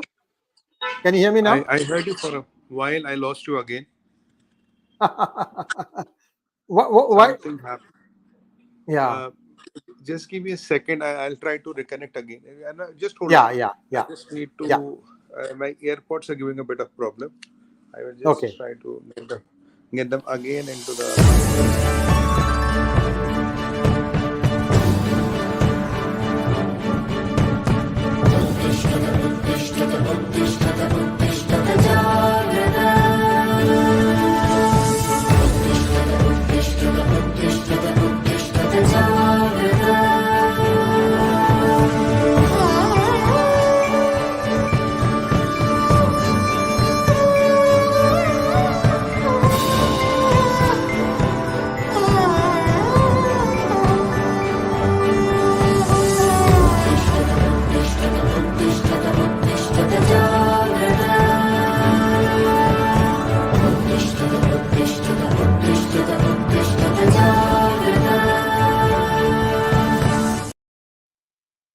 Sumitji is joining. We momentarily lost him. Let us bring Professor Ramesh back in. Professor Ramesh, can you hear us? Yeah, yes, sir. Tell me. Yeah. I hope you heard what Professor RV said. RV said I want to factor that with one factor. Okay. So you call it dipstick assessment. Okay. Yes. Now, the dipstick assessment, the counterfactual is that, or if I triangulate what you said, let us say, Modi is leading, and Rahul Gandhi has also been consistently leading. Okay. But Smriti Irani has been trailing, let's say, even now. So again, only 2 rounds gone. So it looks like, it can't be very far from what it is now. So as I said, maybe, I'll be very happy if BJP reaches let's say anywhere 280, something like that. Let's say 280, 290, and overall 320 like that. Okay. Because I mean, that, so I'm also, I mean, marking it. So I looked at various constituencies. For example, yeah, Sumitji, nice. Namaskar, sir. How are you? Hi to you. Okay, Yeah, I'll now Can you take hear I us back can. now, seat now. Sumit? Yeah. Can you hear us now? Okay. Yeah, I can hear you loud and clear. I can hear you loud and Yeah, clear now. yeah. Professor Ramesh will come right back to you. So, Sumitji, what is the mood in the studios? Because I just had Professor RV come in and he said, look, this is just 2 rounds. There are 18 rounds Correct. total, 16 rounds to go. It depends upon Correct. which part of the constituency, which got counted. Correct. Don't, start worrying now, and that everything will still be true. What is the mood in NewsX? Wherever you are, I don't know. Yeah, I think the mood right now is the fact remains that out of 64 crore votes polled, only 6 crore are counted. So that is the mood. So these are all early trends. And if you look at the leads in UP, the leads in UP are 350, 1000, 1200, 1500, 1500, 2000. Usually in a Lok Sabha election, the leads have to be in pretty much thousands or it has to be in lakhs. So 2, 3, 400 seats is too early with at least 13 to 18 rounds to go. That too early to call it a day. Yes, Akhilesh has given a bit of a fight. That goes for sure. Orissa has been much better. Things have been much better everywhere.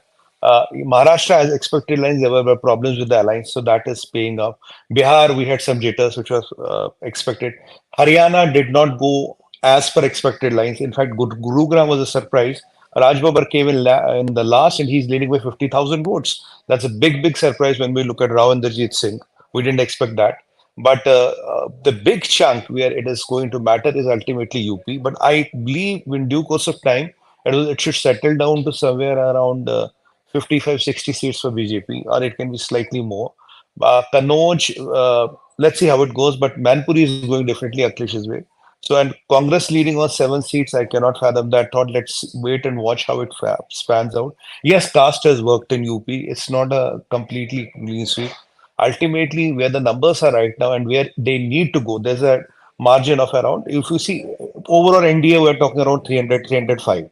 We had projected NDA to be around 340. And for BJP to reach 270, they again need is 25, 30 seats. So how it is going to look like is where are those 25, 30 seats going to come from? Are they going to come from UP? Are they going to come from anywhere else? That is what we need to contemplate. Yes, there are swing seats everywhere. So this getting this number is not impossible. This number is quite possible, but it's a matter of time. How do the rounds of counting shape up? And this is where it looks. But the moot point here is out of 64 crore, only 6 crore are counted right now. I mean, 15 minutes back, and I don't know how much happened in the last 15 minutes. So on that, it's too early to call. And though NDA is forming the government, that goes without saying. Modi ji is going to be the prime minister, but what is going to be a tally of BJP alone? That is what is the bone of contention, and how does BJP look at that? But eventually, it will shape up somewhere, and too early. But I would say Akhilesh has put a better fight than expected. But Tejasvi, if you look at Bihar, is completely washed away. There is no fight as I was predicting. Tejasvi won't happen. Maharashtra, there are some more than anticipated losses. Haryana was a pleasant surprise. Orissa was a positively a pleasant surprise because Orissa we didn't expect to do so well. So this is how it looks like at an overall level. But ultimately, it is coming down and boiling down to UP. So which way the UP goes, that is how it will ultimately shape up the numbers. But still confident because 6 crores out of 64 is just slightly 10%, 90% more to go. And I have seen a lot of seats at 400, 350, 1500, 1800 kind of a difference that does not hold. Yeah, if you have 30, 40, 50,000 difference and that over the phases it consolidates, then there's something which you can really hold on to. But that's not how it looks like right now, at least. So a bit of a what do you call it? A bit of a adrenaline rush, a bit of a Red Bull moment. But let's see how the adrenaline settles ultimately. But it's going to be better. Modi is coming back. There's no doubt on that. West Bengal, what are the trends are sounding? I mean, if you look at India today, they are like sounding like West Bengal is a complete surprise, this, that. But what is the gap between BJP and in number of votes? Again, it's pretty small right now. If you look at the trends, it's pretty small right now. But in due course of time, we'll see how it shapes up. Definitely, Mamta Didi is going to lose ground. The question is how much. Will she exceed this much or this much? She's going to lose ground. That goes without saying. But the initial trends, do not suggest that. But eventually, only the same problem. 1 or 2 rounds counted, but eventually, when more and more rounds get counted, there at least if you look at West Bengal, there are 6 to 7 swing seats. What we know right now, if these 7 flip this side, the numbers will drastically change. So that is how West Bengal looks like. So it's not a washout. It's yet to be called for. We have to wait and watch, give it some more time. I think within it's around 11:45 here in the studios. So another 2 hours or so, it is how we'll ultimately know which way it is going. We have to give it at least 2 or 3 o'clock. It will go. Yeah. So you brought up an excellent point. So how much time do you have? Because I don't know how much. I have 15 minutes. I have 15 minutes. 15 minutes, right? Great, great. Yeah, so can you bring up Tamil Nadu, please? Yeah.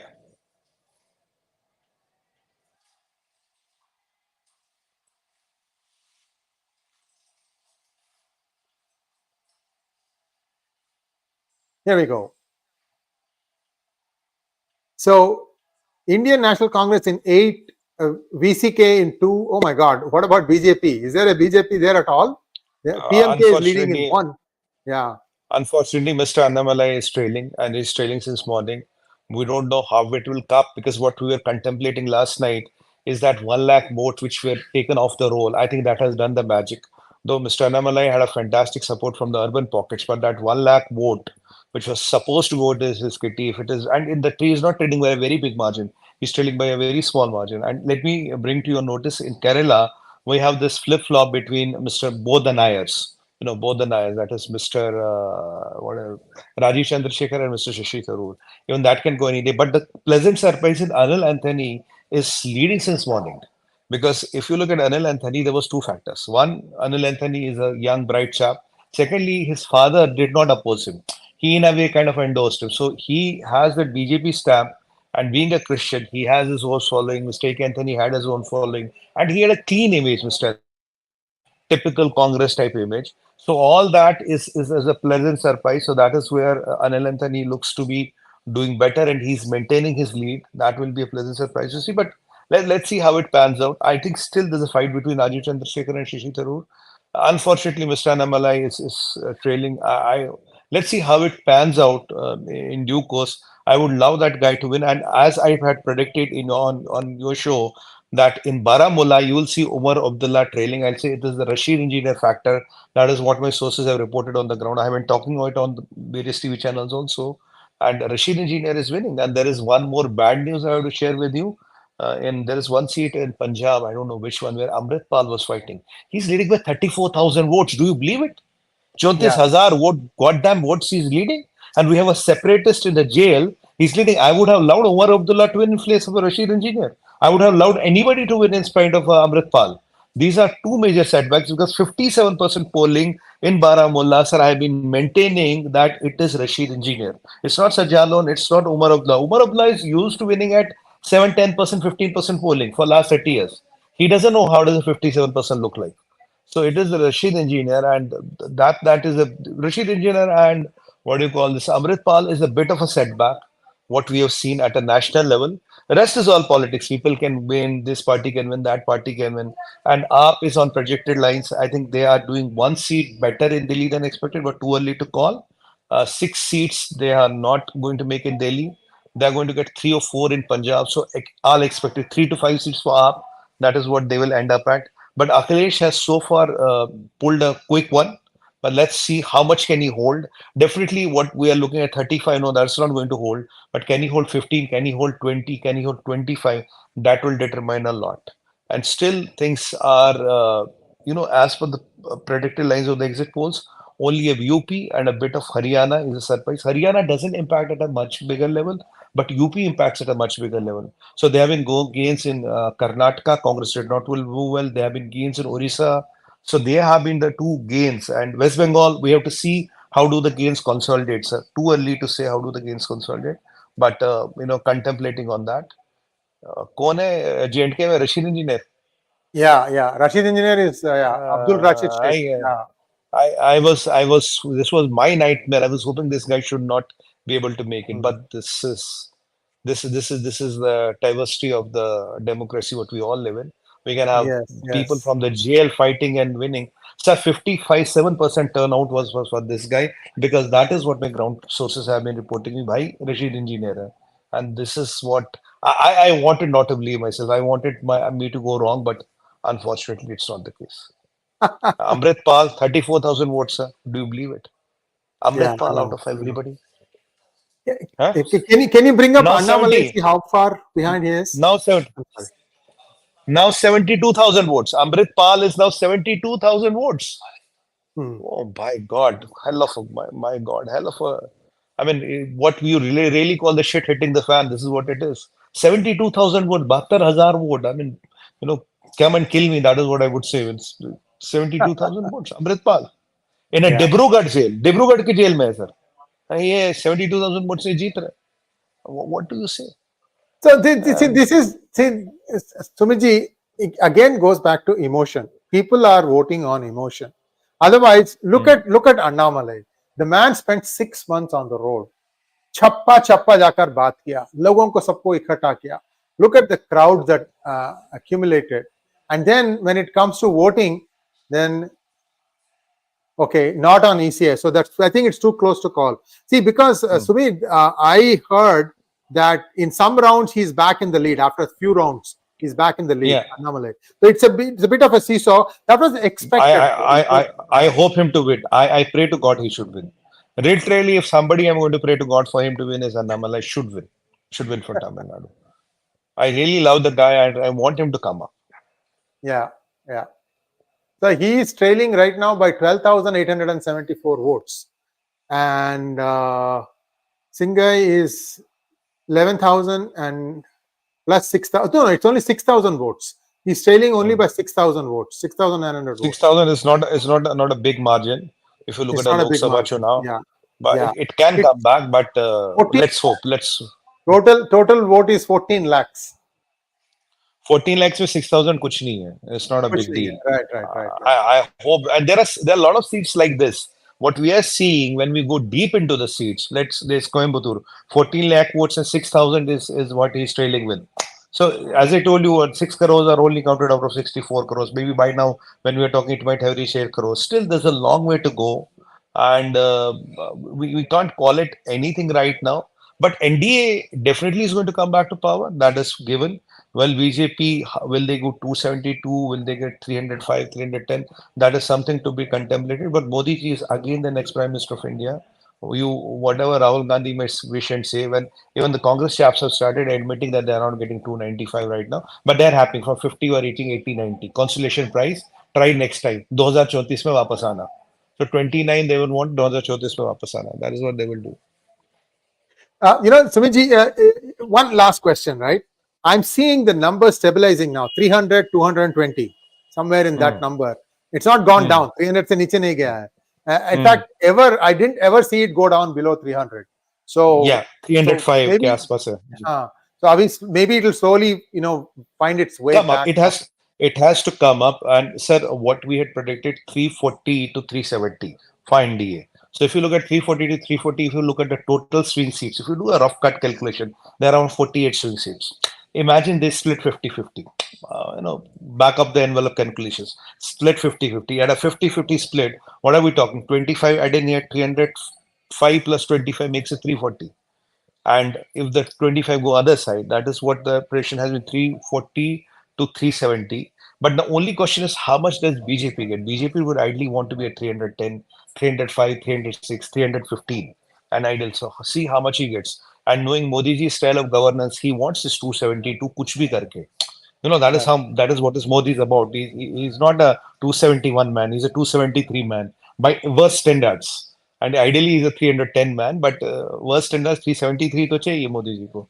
So that is something which has to see. Is Akhilesh going to dent that, or will the BJP sail through? That is something we have to contemplate.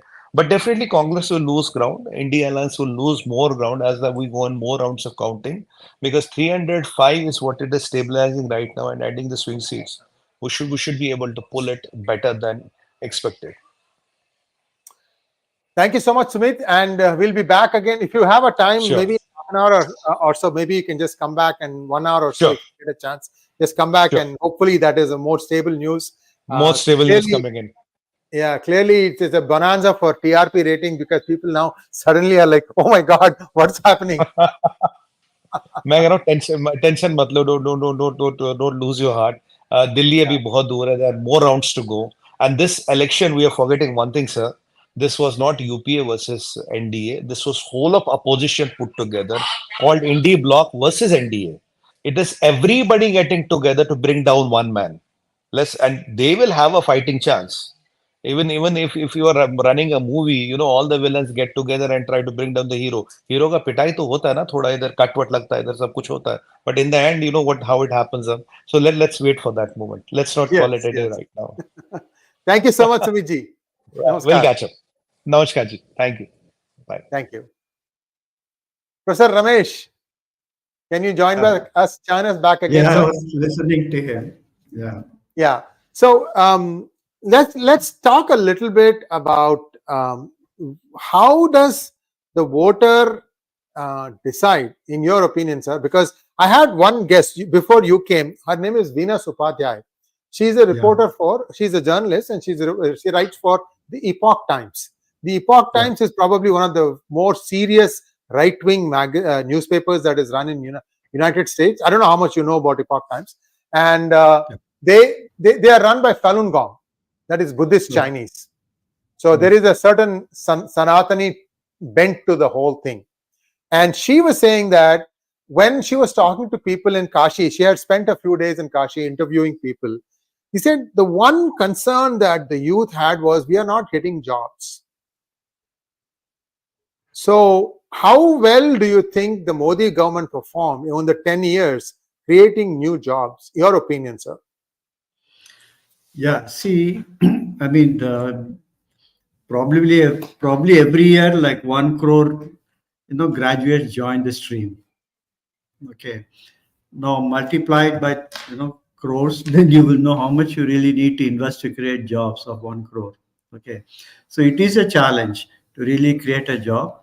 He was attacking it in two ways. Okay. One is that there's a lot of state-led growth was happening, state investment-led growth, like infrastructure. Okay. And then infrastructure is one, then logistics, transport, and things like that. Okay. And smart cities development like that. So there was some employment happening there. Maybe we lost out on, small scale industries, because which is what is real generator of employment. Okay. And service sector as usual was growing. But maybe the farm could have suffered. That's where the unemployment could have happened. Okay, so unemployment did not go up, but it did not, it was still significant. One second thing I want to tell you, once I was discussing with a colleague of mine who specializes in labor employment, okay, labor economics. See, a lot of new jobs that you see today did not exist 5 years back, 10 years back. Okay, like every apartment has got a team of securities. Then you have got a Swiggy Swiggy guy delivering. So much people, everybody home delivered. Okay. And imagine, I always ask one person, how many cars are produced annually? And if you assume that even 20% of them, 25% have got drivers. Okay. Because 25% is directly commercial. Plus people like me who engage drivers. Okay. So there are those sort of explosion happening. Okay. So in urban areas, probably the jobs are getting created, but rural areas probably stagnating. At least I am a votary of farm labor, which, Farm Act, farm reforms. Probably if that had happened, a lot more value-added services in farm sector would have got added. Okay, that would have generated employment. And that opportunity he lost. Okay. But if you take, for example, Varanasi, just one last point. For example, in the silk industry, there's a demand now, but production is not happening. Maybe we are not competitive because of the silk imports and things like that. Okay. But everybody, I met some silk manufacturers about 3-4 years back. They said that for once, we are getting power all the time. The carpet manufacturers are telling, silk manufacturers are telling. Maybe it's because of Varanasi, but they had an assured power, which they never had. Okay. So I don't know. It's a reality that there is an unemployment, but does it really drive the, voting, then what happened? Do you think 2019 was better? Do you think 2014 was better? I don't know. And Gujarat is still doing it. Do you think employment is not a problem in MP, but it's a problem in UP? Okay, I mean, if you call what is called as counterfactual analysis, if you really look at it. Okay, yeah, you're asking something. Yeah. So my question, sir, was that see, if employment, especially in the farm sector, would have gone up if the farmers' bill were to have passed. There was a point when the farmers' bill was being agitated that Narendra Modi could have taken an easy way out and told Punjab that it is optional. Your state, if you don't want to implement it, don't implement it. Correct. And left it at that. And the other states would have gone ahead and done it. So, do you think that could have made a difference? Why did he not choose that route? Why did he do all or none? Till today, I have never understood why did they go back, and they went back completely, scrapped probably the entire act and things like that. They could have even made some concession. The problem was that they had probably 13 rounds of meeting. Every time they won't even have coffee or tea. It never happened in government meeting, and they'll just decide for the next meeting. So one, I don't know, because Punjab election was coming, they said that could have been a reason, but I mean, BJP never had a chance in Punjab at that point. Okay, so they never really won. They had nothing to lose. Yeah. They had nothing to lose. Like they had nothing to lose in Tamil Nadu. Okay, now in the last election. Yeah. And they did lose. Okay. So that was not the reason, I understand, but somewhere, I don't know, they are badly advised. But I'll tell you, even if they are left to the Punjab government to procure, okay, ultimately central procurement, okay, and central has to support it. The sad part is, after scrapping the act, government actually increased the procurement in Punjab. Can you imagine that? Okay. So you are only actually, what you call as counterproductive incentives are very high in India for reform. And this election result is one more. I mean, if it turns out to be the way it's presently, I mean, Modi was acting against the counterproductive against it, incentives, which is really the reform. Okay. But then when you go back, don't go back, 200%. You can just stop at 50% or 25%, isn't it? I mean, so that was the problem. And then they got fulfilled what they think they're right. No, they won, isn't it? I mean, yeah. Yes, but indeed. One point to what you are saying, sorry, I mean, I'm sorry. You're asking how do voters I thought you were done. Yeah, I thought you were done. Go ahead. How voters decide. Okay, I would say that across India, okay, it's not like there's one decision by which they vote. Okay, one factor by which they vote. Maybe the minorities may have some predominant consideration, but others, I don't know. I mean, whether they really vote. I mean, some people say caste factor. If it is caste factor in the last 2 elections, how did we win in? How did BJP win in UP? Okay. And how did it win in MP, Rajasthan, and all that places? Okay. And if it is unemployment, I told you, I mean, how do you attribute all unemployment to state government? How is, let's say, West Bengal winning then? What is unemployment in West Bengal then? Okay. So what was her performance after all in economic development and economics and like that? Okay. At least DMK can say social justice and all that. Okay. What was her agenda? I mean, I never understood her economic agenda and things like that. So what I would say is that there was not a single factor, but I mean, I will even ask you one question. I think this was from the beginning, I faced a waveless election. There was really no wave. I mean, without wave, you don't really hit 400. Okay. But there were waves in outlier state. There was wave in West Bengal, wave in Telangana, wave in Kerala, wave in Tamil Nadu. Okay. Probably Tamil Nadu and Kerala wave are not enough to really carry it through. Telangana is making an impact. West Bengal, I'm surprised. Okay. So, of course, there was a Modi factor was there all over. Wherever he went, he was a crowd puller and he was a vote gatherer. But probably that's not enough. Again, let's not close it. I mean, but Sumit Peer is coming down from Vedyanathan's score, isn't it? I mean, he's saying probably 300 plus, alliance and things like that. Okay, that will also be a very good scene if that happens. But this is like what we call a stock market, market correction. So the initial rounds are really a good signal for the BJP to correct itself also, wherever you think it has to really moderate itself. Like that. Yeah. Yeah. Sir, this is what I'm noticing, and we'll get the ECI website soon. So the past 2 hours now, it's more or less steady. BJP is at 296, India at 227. That's what I've been noticing also. Thanks, Puma Drive, for bringing this. So, see what. But BJP is only 250, I think. BJP is around. No, this is not BJP. This is NDA, sir. You are right. This is NDA, but BJP is only 250 around like that, I think. Yeah.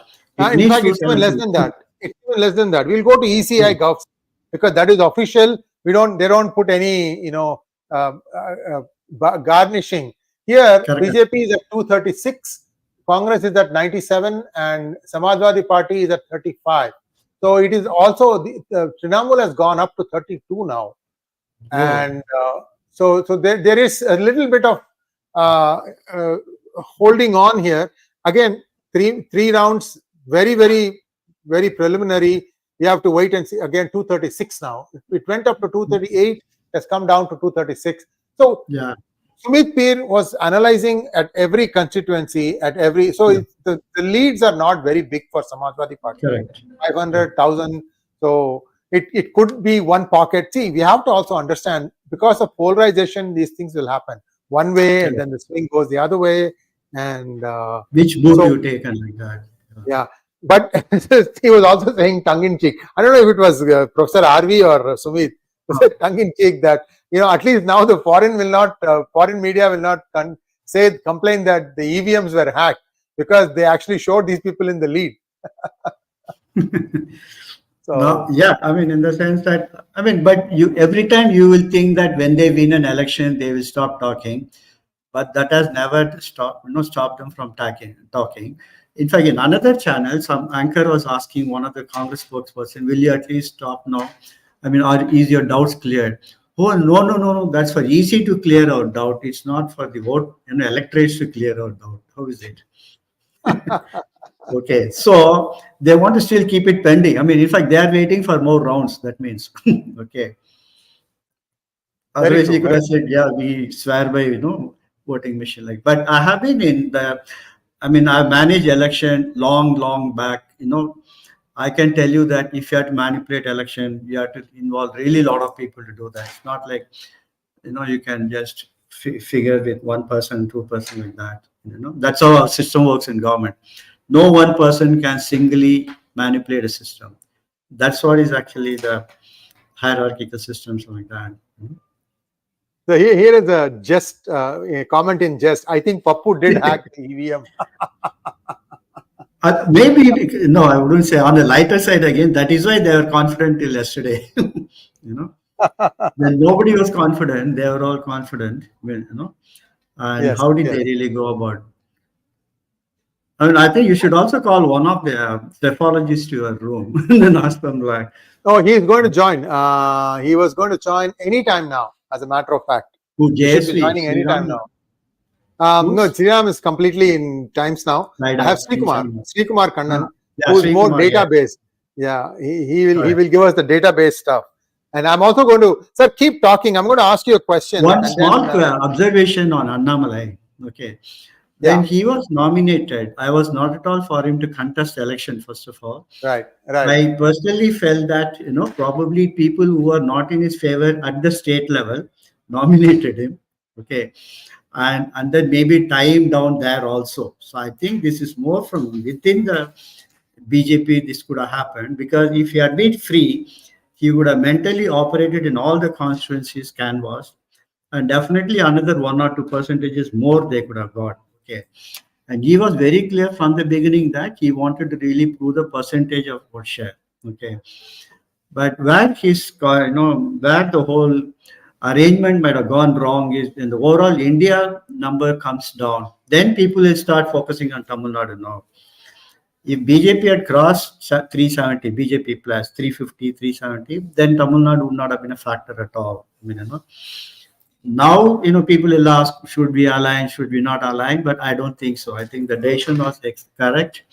And this result was expected. And maximum, even otherwise, BJP would have got another 5 seats, even if it had alliance with AIDMK. And that would not have added much to the overall tally. So that doesn't really help at all. But it will definitely help in 2026, when the state election comes. Annamalai will, the BJP will stand to gain, and it will be even a majority party there. So it will also be like, you know, I mean, the Telangana, the way it's happening, and Karnataka and like that. So that was a good decision. Accepting not going with ADMK is an excellent decision, but anomaly contesting could have been avoided. That's what I feel. You know, I don't know what is your take on that. You know. Yeah, sir, I'm trying to raise Sri Kumar. So if you don't mind answering one question of mine, who do you think decided that Annamalai should contest? Because he was not for it. He was not. I'll be right back, sir. Yeah. Yeah. So my feeling is that from what I was talking to people both here and Delhi is that the initial promptings might have come from Tamil Nadu, some leaders in Tamil Nadu BJP, and more to really probably corner him, I would say. Okay. And maybe then the Delhi got carried away by some of the argument that the Tamil Nadu leaders might have put to him. And they would also be seeing the sort of response that Annamalai is getting everywhere. Okay. And he was also like, you know, he spent 6 months on the field. So they would have thought that, you know, he might very much, I mean, he might win the election. Second thing is there are also stories like if he wins, he would have become minister like that. He could have become minister even on Rajya Sabha seat. Okay. Correct. If Kamala Hassan deserves a Rajya Sabha seat, Annamalai deserves it even more. Okay. If Al Murugan deserves, if Al Murugan deserves, he also deserves. Okay, because then he has really brought the party. So that was not a good move. And then the people who were not really for him within the always I'll tell you all the parties fall by their own weight, not by the opponents. Okay, whether it is DMK, ADMK, Congress, BJP. BJP 2004 also it fell by its weight. Indira Gandhi fell by its weight, not by the opposition. You know, so the BJP they tried it, but Annamalai has to really fight internally also and externally more. Yeah. Well, the numbers are still staying same, around 295, 300, 230. OB149 wants to know, what is upsetting is, will Western press be called out for all the democracy is dead fake news? Will a Shekhar Gupta do a video on that? Well, OB1, I put out a video today, about 47, 48 minutes monologue. One of the longest ones I've done. It's very difficult to do it for that long. I hope you see it. About basically foreign press interference, how many people did it, how they did it, who did it, where was the money coming from, what were the players. It is just mind-boggling. See, you are talking about foreign press, no? I'll tell you, in Tamil Nadu, if you see history, it's as if, you know, there is no BJP still, there is no Annamalai. The media boycotts like anything. Okay. And if Modi goes and meditation also, it's projected very, very differently. Okay. And the sort of negative publicity, see, in fact, it's not a negative publicity, it's actually no publicity. Okay. I think in your channel only once I spoke, if by chance there is a, you know, even a small, let's say flooding in Chennai, if media says that, oh, everything is excellent, people even in the flood will believe that there is no flooding in Chennai. That is how they have been brainwashed. Okay. So they got brainwashed as if, yeah, Annamalai is there, but, you know, like that. So that's really a huge thing he had to fight and they had to come around. Similarly, Modi is fighting at a global level, this sort of, you know, hacking and like, I mean, even the election commissioner made some observation yesterday. Okay, that we had really handled a lot of global pressure. But I think, I mean, finally he has won. If they are not sent 400 par, we would have celebrated coming third time, winning and then becoming prime minister. But because the 400 mark, probably we are undermining the whatever success they really got today. After 3 terms, which means, I mean, after 2 terms, which means, mind you, with all the unemployment and all you are talking about, it's very difficult today for even a corporator to fight anti-incumbency. Because I always say that anti-incumbency starts from day 1. Okay. Because the very designing of government and bureaucracy and delivery is like that. Okay. Immediately all the complaints pile up, grievances pile up. The moment you become something in public life, okay, you get elected.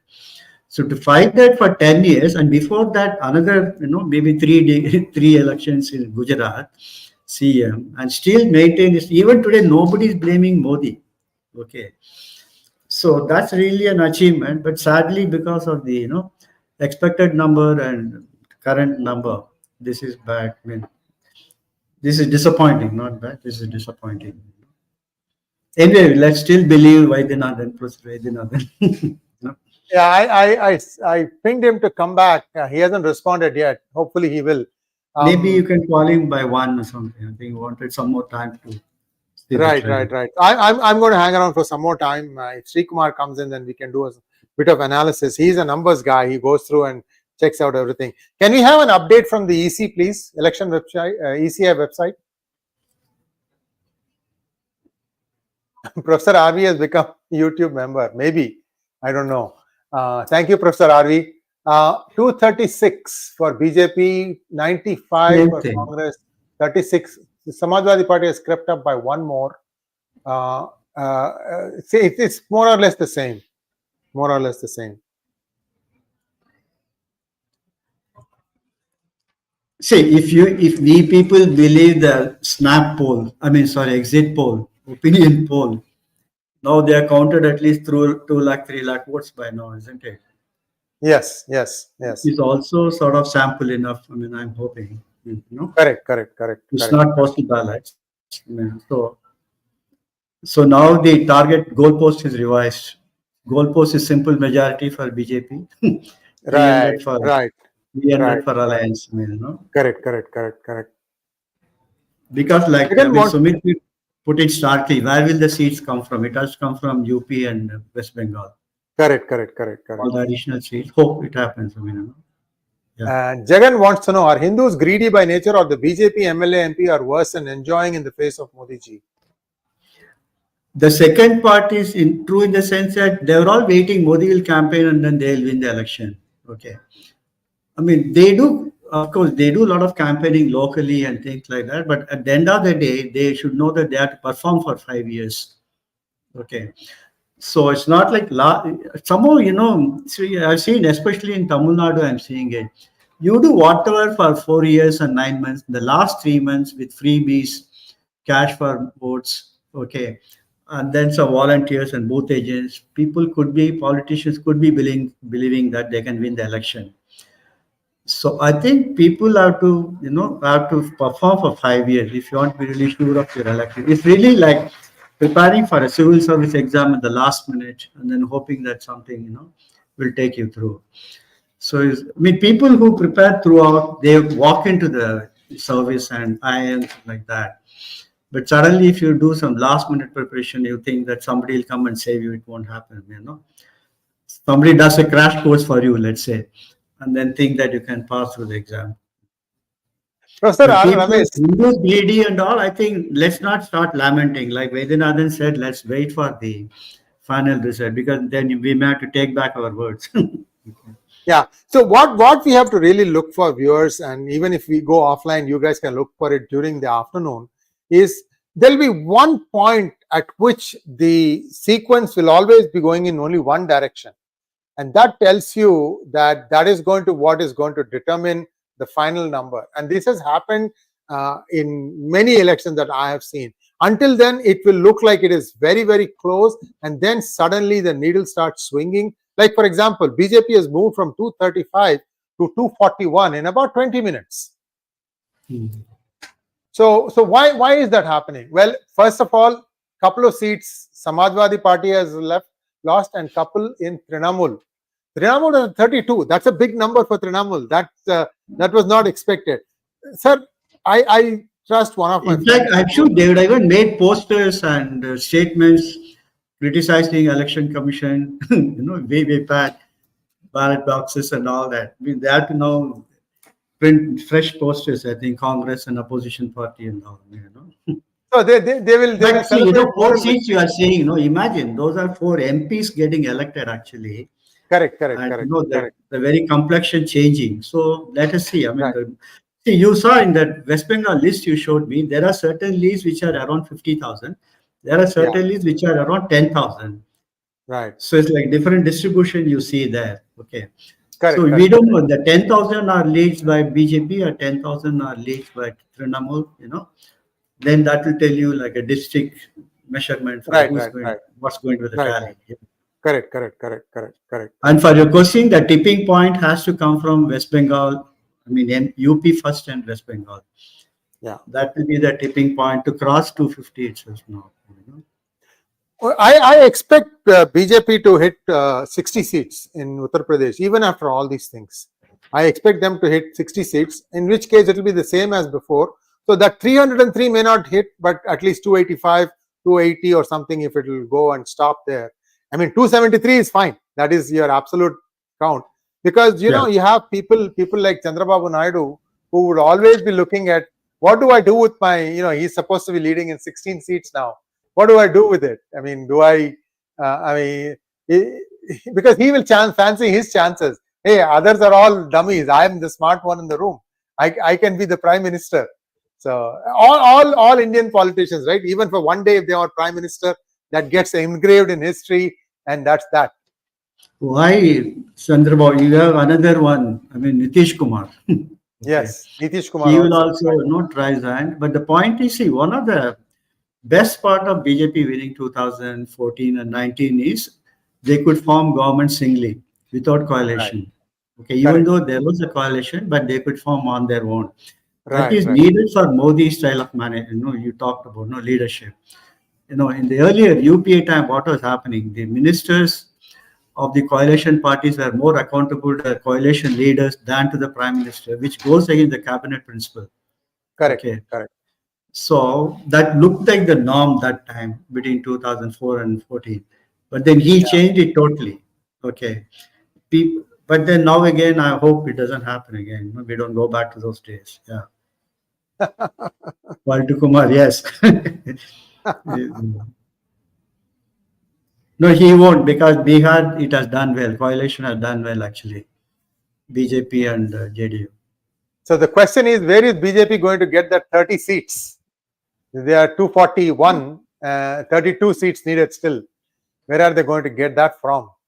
And so I think it's going to happen. Yeah, 43 see, now. If it is 5-10 seats, you can get scratch 2 here, scratch 2 and all. If it is 30, it has to be UP only.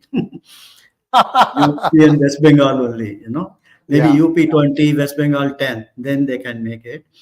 If it is 5-10, you can say 2 from Telangana, 2 from Maharashtra, and things like that. You know? Right.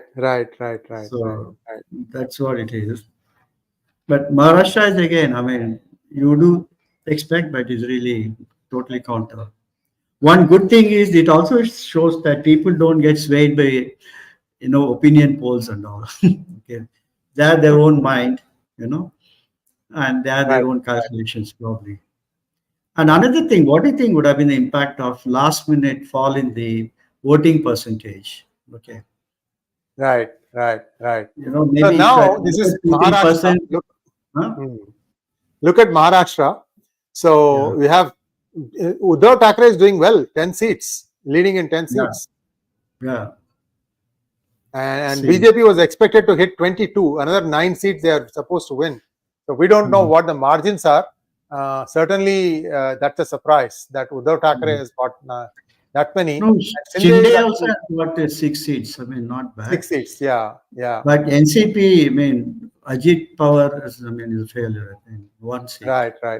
Right. Maybe he didn't have any share also, you know. Right. But ultimately, I think they have not been able to build the party, Shinde and Ajit Pawar. So I don't know, will there be a reverse merger now? These people with the parent party? I don't know, sir. That is a question up in the air. No, it won't. Center will be still BJP, no? That's there. Central will be still BJP. Correct. Yeah. So that's. I was a little bit surprised when BJP, you know, broke Shiv Sena and got Shinde, and they didn't stop there. They had everything there. Why go and break Ajit Pawar? They did not need to do that.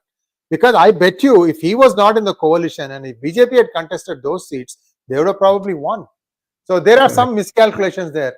Somewhere people within BJP didn't like it actually. Leave alone the other parties. Right. People, why are we taking? I mean, you know, some people. I mean, probably those parties were happy, or you know, they are getting. You are taking their expendables. Okay. Some cases it could be like that also. Okay. So, I mean, why favor them? I mean, no, see, otherwise they would have infighting with these people. Okay. Right. There was an infighting between Ajit Pawar and then Supriya Sule and then Sharad Pawar. They would have been gloriously fighting. What did we do? We solved their problem. Okay. And then we took over the problem. Okay. Yeah, sir, it has been said for a long time. When people fight, when they are fighting, why are you, want to really intervene? Yeah. Yeah, you're so saying people something. people say that Maharashtra is where the money is. And therefore, any party in center wants to somehow gain power in Maharashtra. And viewers, I don't for a moment buy that BJP is not corrupt. They are. It is just that they are doing it in a polished way that you don't see it. Maybe they take the money for the party and half of the money finds into their own pocket and the other half goes to the party and says, this is all they gave. Who's going to check, right? These are all funny money anyway.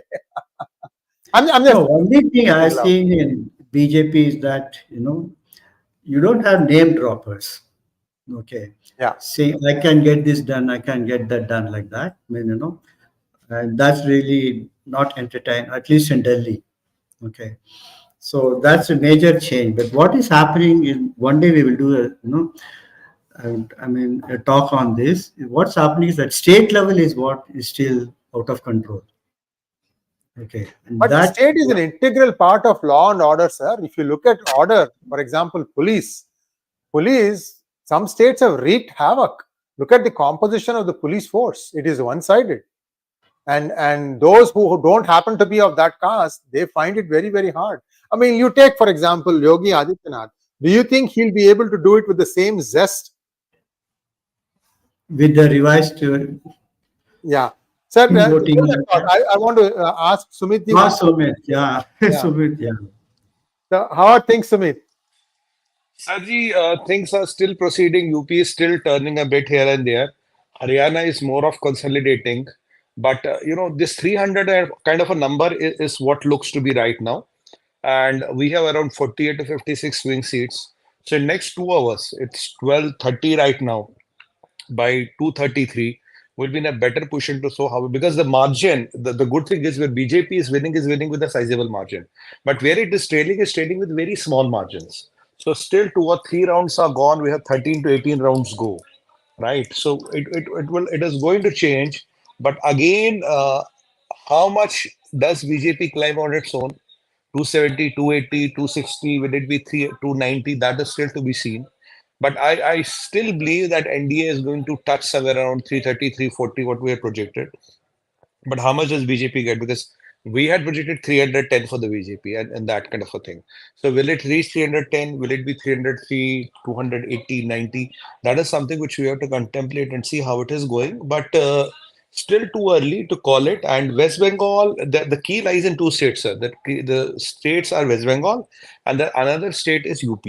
Again, very densely populated states. Again, second, third round of counting happening, around 15 rounds to go. In that space, a lot of things are going to churn out. So far, the only drawback, which is not on expected lines, is Haryana, 4-5 seats. Delhi, 1 seat, but that's a part of politics. 1 seat here and there is part of politics. Haryana, 4-5 seats. MP is a sweep. Rajasthan is doing pretty well. Karnataka are doing pretty well. So UP and Bengal, once they consolidate, because if I look at both of the states together, there are around 50, 60 seats there, which are up for grab. And if you do a half-way split, so definitely NDA's tally is going to go up.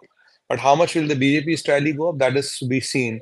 And by the way, your good friend Shashi Tharoor is trailing again in Kerala. Anil Anthony is kind of winning. So Delhi, the Aap Aadmi Party has increased the margin, and Aap is coming out to be again in 4 seats, what we had predicted from 3 to 5 seats. So that only the surprise is Akhilesh Yadav, what the trends look like, sir. And second thing is, how does this West Bengal and UP combined turn out? That will take another couple of hours. By the time we can call it a day. By that time, we have to wait and watch, play that game, wait and watch the game of nerves. And as we had predicted, Kangana is leading. And to all my surprises, Supriya Sule is leading. We did not expect that. I don't know what happened between DK Suresh's seat. We don't know what is happening on there. So, and one thing you will not believe me. Today, the trends say Congress is leading in 7 seats in UP. Even Rahul Gandhi will not believe that. If you say to Rahul Gandhi, you're leading in 7 seats in UP, you say, "Arey bhaiya, kya baat kar rahe ho? How can I lead in 7 seats in UP?" Then Congress will not believe that. So there are still some trends. When we started the day, we saw that Prime Minister Modi is trailing in Varanasi. Ajay Rai is leading. I mean, which can never ever happen, but that is what the postal ballots say. But yes, Akhilesh has been able to put a much better fight. And second thing here, what we have to say, in UP, the caste equation has worked for the opposition. Akhilesh did one thing very this good is the in this thing I time. was expecting. Sumitji, Yeah. look at this. This is what I was expecting. SP is falling from 36 to 34 and now at 32. At one point, they were 40. Girega.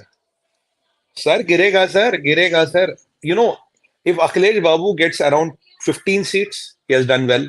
If he gets 20, he has done. But even Akhilesh does not expect more than 15 to 20. That is what my sources are telling me. People who are very close to Akhilesh are telling me 15, 20 is what he will be very happy about. And let me tell you one more thing, sir, which is very, very important. Akhilesh, 2014 gave ticket to 21 or 22% Muslim candidates. 19, it came to around 11 or 12%. This time only 4%. Even Akhilesh has not given seats to Muslim candidates. But even still with that, I don't think he will cross 15-20. If he crosses 15-20, is already good for him. If he crosses 20, BJP will come to somewhere around 60. 60-62 was what was, I think it was in 2014. Right. In 2019, they crossed around 70. But the challenge with BJP and Modi is that if you don't get 99, you fail. Right? You don't have to pass. You have to get 99, 98. It's like that. How come you didn't get 99? Arey, kaise 99 nahi aaya? So that is the challenge with here. But but what baffles me is this Amritpal, and what baffles me is this. What is Rashid Engineer? I still this is sulking my heart. Look at this, Sarji. DK Suresh, brother of DK Shivkumar, is trailing by 1.52 lakh votes. Wow. I want Mr. Manjunath to win. I want Dr. Manjunath to win. This is good news. At least after this Amritpal and Rashid Engineer, this is good news. Honestly, sir, I would want Umar Abdullah to win, not a Rashid Engineer to win. I would want anybody to win, not Amritpal to win. This is good news. DK Suresh is good news. And there's one more surprise. In Haryana, I don't know what the hell happened. This Raj Babbar was a last minute entry, sir. And he's leading with 60,000 votes in Gurugram. I don't believe it. I live in the place and he's leading with 60,000 votes. Nobody could think he will beat Ravinderjeet Singh, but there was a lot of infighting and there was a lot of dissonance within the BJP vis-a-vis Ravinderjeet Singh. That was a bit of a debacle. But still, somebody comes in, you paradrop a candidate, he's a celebrity, he's leading with 60,000 votes. Raj Babbar, Amritpal, and Rashid Engineer. There are 3 surprises which I've seen so far. The rest is more on the predicted lines. There's not a great surprise there. But I don't know what is happening. This is mind-boggling. Do you have a minute, Sumiji? I want to give you a break and I will answer this question and then you can tell me whether you agree with me or not. Professor Ramesh, I'll bring you back. If you have a question of Sumit, you can ask him. I'm going to go get me a glass of water. I will give the answer to this question. Go get water. In the meantime, Ramesh and you can talk. Ramesh ji will ask you a question. So get ready for asking a question, Professor Ramesh. He's from IIM Bangalore. I don't know. You probably know him. Yeah. So the question I have, so the answer for this question, Anusha, I specifically put it up because I didn't want to say it, but I'm saying it now. Exit polls are coming from a single source. You don't have to take my word for it. In 2015, the first election after the Lok Sabha, Bihar, how did the exit polls get it so wrong? Because they all said that BJP is winning and BJP lost badly. And then a lot of questions asked. At that time, NDTV was still Pranay Roy. It was flying high. My book came only in 2017. You know what he said? He said, look, exit polls, we all take it from the same source. And if that source is wrong, everything is wrong. So this is the problem, Anusha. Exit polls are coming only, I think now there are two sources that give you exit poll data. Because there's a lot of money and effort that it needs to be done to get even 5,000 here, 5,000 in every state, and so on and so forth. So there are only 2 vendors who provide exit poll data. Okay, and if both of them are more or less aligned, or if one took the other guy's data, took off something here, added something there, that's what you're going to get. However, it's still going to probably hold good. May not be in that big numbers, but a little bit less than that. So next question. Sumit, please feel free to answer this question. I'm going to take a break. I'll disappear from the screen. So Sumit, Ramesh, you can ask. Yeah. I have one quick clarification. We don't have red state and blue state in India. Okay. Yes. We are more varied. I mean, state-wise, and you are seeing in this election itself. I mean, and of course, it's too early. I still go with you. See, I was only thinking. I was telling Shriya also. You take the overall trend which is happening. Okay, narrow margins like that. But if you take dipstick certain states, like Smriti Irani and like that, she's still trailing, by a good number. Yeah, she's trailing by a good number, sir. Yeah, so that is what worries me, because, for example, Rahul has been steadily, increasing the lead, and she's up and down and like that in the leads. That might impact, let's say, reflect the region also, let's say. Correct. So do you think we can get still another 10, 15 seats from UP and West Bengal also? I mean, if you really... Yeah, in fact, Ramesh sir, I was exactly discussing this with Mr. Iyer sir just a couple of minutes back. You see, West Bengal and UP are densely populated states. Yeah. So here, the rounds will be 13 or 18 or 19 of the EVM counting. Right now, we are done with 3 rounds. I mean, when I spoke to Sri Iyer ji around half an hour back, so the data what we got from Election Commission is out of 64 crore votes, only 6 crores have been counted. So that means only 1/10 of the vote is counted. Now it might have come to 8-9 crores. Still, there's a sizable amount of vote which is not counted. And in UP, the votes which got counted or the rounds which happened where the minority community is dominant. Correct. So we could see that trends. Now, constantly, if you see, SP is declining and BJP is rising. That's point number 1. Where BJP is leading is a sizable lead, and where SP is leading is 250, 450, 1,000, 2,000. It's very small leads. In a place like UP, the winning and loss is 50,000, 1 lakh, 1.5, 2 lakh votes it can go. So 400, 500 is not a pakka lead. I believe Akhilesh would be happy if he can be around 15 to 20 seats, because his clan guys very close to him told me that we are hoping 15, 20 seats. We are not hoping more than that. I was telling Iyer sir, can you believe Congress is leading in 7 seats in UP? Even Rahul Gandhi will not believe if I tell him. He will not believe his ears. It's impossible. So there are those caveats. And in West Bengal, again, sir, because of densely populated, large population, first 2-3 rounds are only done. Look, Mamta Didi is going to lose ground. Now, it's only a subject matter of discussion. How much grounds will she lose? Will she lose this much or will she concede this much? I still believe there are gains which are bound to come from UP. There are gains which are bound to come from West Bengal. The only setback what I see is 4 seats of Haryana, 1 seat of Delhi, and maybe 1 or 2 seats here and there. That is the only major setbacks what I see. Sivriti ji is an unfortunate setback, because unfortunately looks like people are taking Kishori Lal Sharma as a better candidate than Rahul Gandhi. I would have been happier if Rahul Gandhi would have contested Amethi, he would have lost. But Kishori Lal Sharma seems to have a better goodwill than Rahul Gandhi. But anyway, that's still politics. But I believe there are at least 48 to 56 swing seats, which are still there. Now, if I do a rough cut mathematics, 305 NDA, if I divide them half, so still they will reach 340. What I had predicted, 340 to 370 NDA. But how much will the BJP get out of those 25? It's still to be seen. But I somehow believe that with BJP's poll management, macro management and all, they should be able to pull it beyond 272 mark, because knowing Prime Minister Modi's style, he is not a 271 man. He's a 273 man. He's not even happy with 272. So that is something which we have to still see. How does the things pan out? I'm seeing that by the end of the day, there'll be 30, 35 seats more, which will add up to NDA, because anybody who is going to add up, look at all the elections, is the person who's winning. Never losers add up seats. The data says only the winners add up seats. Addition unka hota hai. The people who are losing, they will only lose seats. I think Congress right now is looking at 97, 98. Even Rahul Gandhi will not believe this number. If he will get 80, he'll be happy. They are all jumping on joy on TV. Where are they jumping on joy? We have done fantastically well. It's like this year I got a better consolation prize.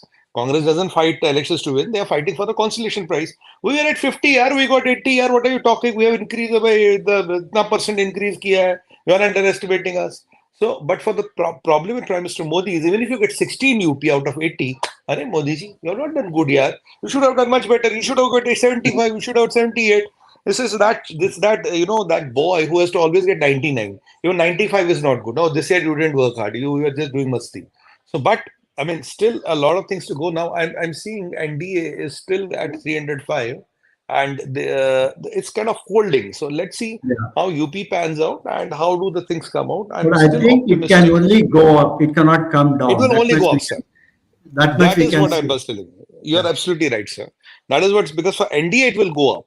Because It will that go is up. what, if you look all the elections, the winner's tally goes up and the Correct. person who is losing, his only tally goes down. That is the law of mathematics. And That that is what I happens see will as you happen. inch closer to the counting end and like that. Hello? I mean, the climbing up the winner happens as you go closer to the final tallies and like that. Right. Final tallies. Yeah. Yeah. So I'll take a break for 10 minutes. I'll join later. Yes. Thank you. So, Sumitji, when do you have to get back? I have said 10-15 minutes, not a problem. I have up to 1 o'clock. Okay. You look a It's little tired. 12:40. No, I Have have a not coconut slept juice or last something. night. I have not slept last night. That is the problem, but it's okay. Yesterday was a 3-hour live from Parliament House. Then we did P Gruz. Then I had one more thing. But in the morning, I had to reach here by 6:30. There was hardly any time to sleep, and my usual puja and all happened. So nothing. But I am worried about the trends. Not tired by physical or mentally. I'm just hoping the trends kind of get better because India needs a decisive government. Even Modi ji with a 320 and not at 273 on BJP is not a very healthy state of things. We want a decisive mandate, plus whatever you get over and above that should be a welcome thing. Do you think there was some kind of friction between RSS and BJP? Look, there is a talk in the grapevine, something happened. And if you recall at the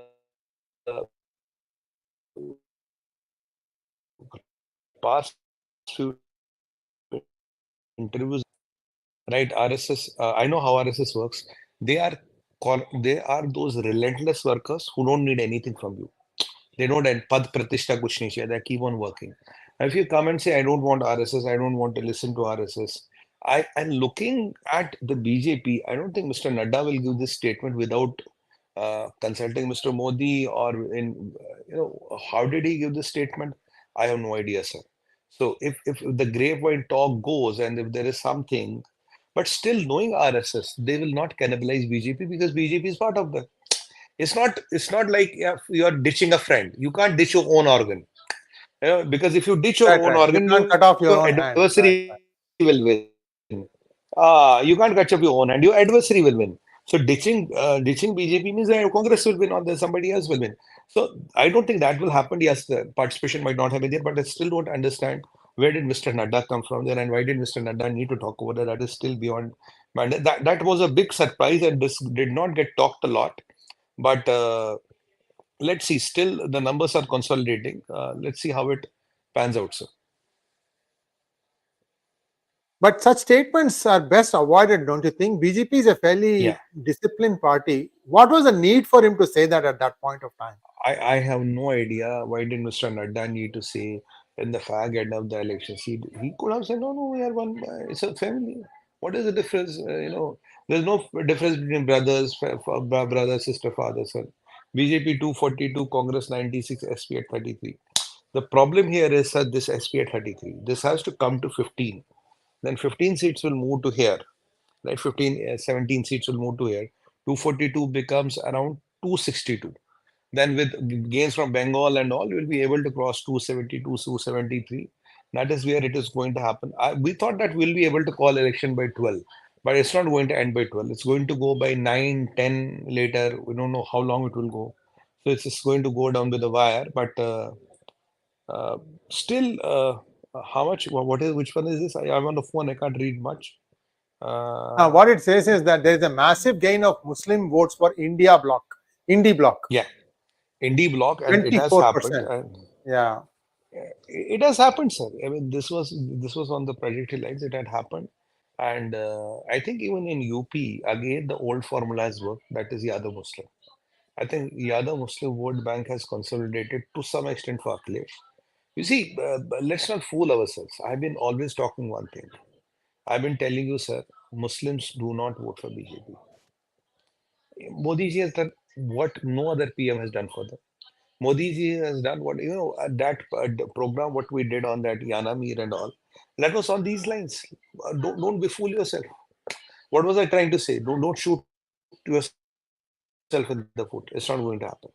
You see, at the end of the day, who wins from Kashmir? Baramulla, Rashid Engineer. And who's Rashid Engineer? I mean, these are some facts which need to be accounted, sir. My heart and intention towards somebody might be very clear. But what is his heart and intention towards me? I love and respect you because you love and respect me, right? I can love and respect you. The one-sided love doesn't take you anywhere. No? You hate me. How will that come? We can never work together. I love you, I respect you, and you hate me and you dislike me. Can we work together? So somewhere down the line, even these things have to be thought about. These things have to be thought about how the things are panning out to be. Looks like in UP, the Yadav Muslim combine, Akhilesh has a Yadav vote bank. Let's not forget that. If the Muslims en masse vote for Akhilesh, but I still believe UP at least 13 to 15 seats and 4 5 of Congress. So that means still 20 seats are up in grab for UP and 5 to 10 in West Bengal. So 244 plus 30 is 274. So we're still in the fray. It's not gone yet. It's still in the fray. And obviously, India is from the government, but I want at least BJP to be in a majority. I mean, now 303 or 310 might not be problem. But I don't know what is happening with Shashi Tharoor. What I'm seeing right now, he's trailing. So this is something very interesting to see. And there are a lot of seats like this too, sir, wherein the margins are very small and see Ghat is doing. And they were around few hundred, they were 200 plus seats last election where BJP were more than 2 lakh votes. There were few seats where they were more than 3 lakh votes, and the vote margin went down to 5 lakh votes. So these leads of 100, 2000, 450, 2000, 5000, they do not matter in a Lok Sabha election ultimately. If the unfortunately Amethi is looking bad because Kishori Lal Sharma is already having a 40,000 lead. This Amrit Pal is at 79,000, right? Rashid Engineer is going. I have been talking to all the pollsters yesterday. I said, Rashid Engineer is the surprise. And I told them, did you budget Rashid? They said, yes. I said, Omar will not make it as a Rashid Engineer. Will make it. So there is one wake-up call also here. If in Baramulla Rashid Engineer wins, that talks something. Yeah, that talks something. So, Suminji, here are the numbers for Shashi Tharoor. He's trailing by 17,000 votes. 17. Good. I'm very happy. I want my brother and my friend and my buddy Rajiv Chandrasekhar to win. I'm very happy Mr. Tharoor is trailing. These people have taken politics for granted. They think these are their feudums and they will come up, ghumta phirta and win the election. And you see, Anthony's seat, Rajiv Chandrasekhar's seat is the gain.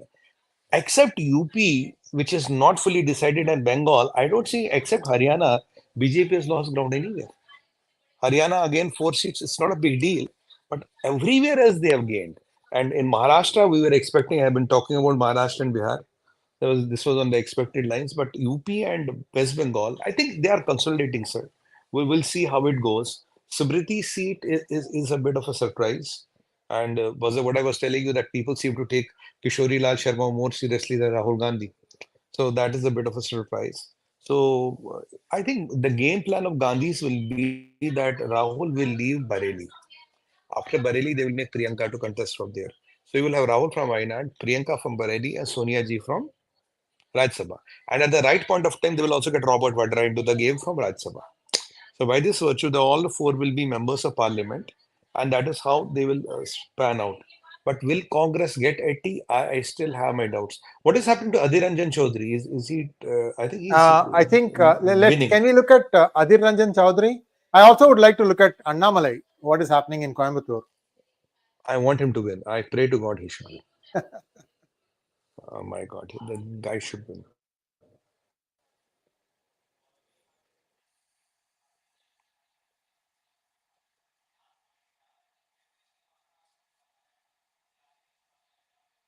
while that comes up, so we are going to take a look at two numbers, Adhir Ranjan Chaudhary and Annamalai. Here we go. Trailing by 6,000 votes, Adhir Ranjan Chaudhary. Trinamool is leading. Pathan Yusuf Pathan. Again, Muslim vote consolidation. Welcome to the party. Right. And I think Muslims seem to have been voting tactically, sir. And you give all the benefits. You give all the benefits. You give everything. Pakka makan, nal insurance, but vote तो वहीं पड़ेगा sir, जहाँ पड़ना है. तेरा मेरा क्या रिश्ता? La ilaha illallah. When I say that, people don't like what I say, but these are words of impeccable wisdom. You may not very, like my very tone tight. and tenure. Yeah. No, you may 14,000 not like my now. tone and tenure. Who? Adhir Ranjan. Annamalai is trailing by 14,000 votes. But still, sir. But this is early going, sir. It's only it's only 1.5 lakhs. It's 14 lakhs. 10 times there is leader, and there are pockets where, there are pockets where DMK is strong. There are pockets where BJP is strong. There are pockets where ADMK is strong. So we have to wait and see. And if I look at the votes that the ADMK guy has got, he's still holding his own, which means that I thought that there will be vote transfer from ADMK to DMK. Agar wo ho gaya to haar jayenge. Because he doesn't have like 50% vote. Annamalai could only maximum 38%. So with 38%, for that to click, he needs to have the others also cutting into the DMK vote. DMK is purely money. So Sumitji, DMK never had a presence here. They just put money, threw money like crazy, and they got the votes. That's how it is. Anyway, so this is where things stand now, viewers. I think you should take some sleep. You're looking really tired. Maybe a power nap. No, it's all right, sir. I still have 10 minutes to go. Not a problem. I'm really, I'm really concerned about this UP and how the other things are panning out, because it's very important for Modi ji to have an absolute majority. He will be the prime minister, that's not a doubt, but having absolute majority is very, very important, so that you are able to do this decisive politics. And overall, if you see, sir, UP देखिए, Bengal देखिए, Yusuf Pathan को देखिए, wherever you see, Muslims have voted to a pattern.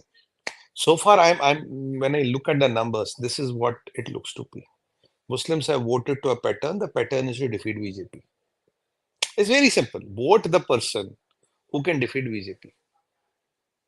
Now, even Prime Minister Modi has to rethink and recalibrate. That's why I always say an infiltrated person is more dangerous than an ISI agent. Because when you catch an ISI agent, his game is over. Infiltrated person आपके साथ बैठ के चाय P रहा है ना? What will you do to him?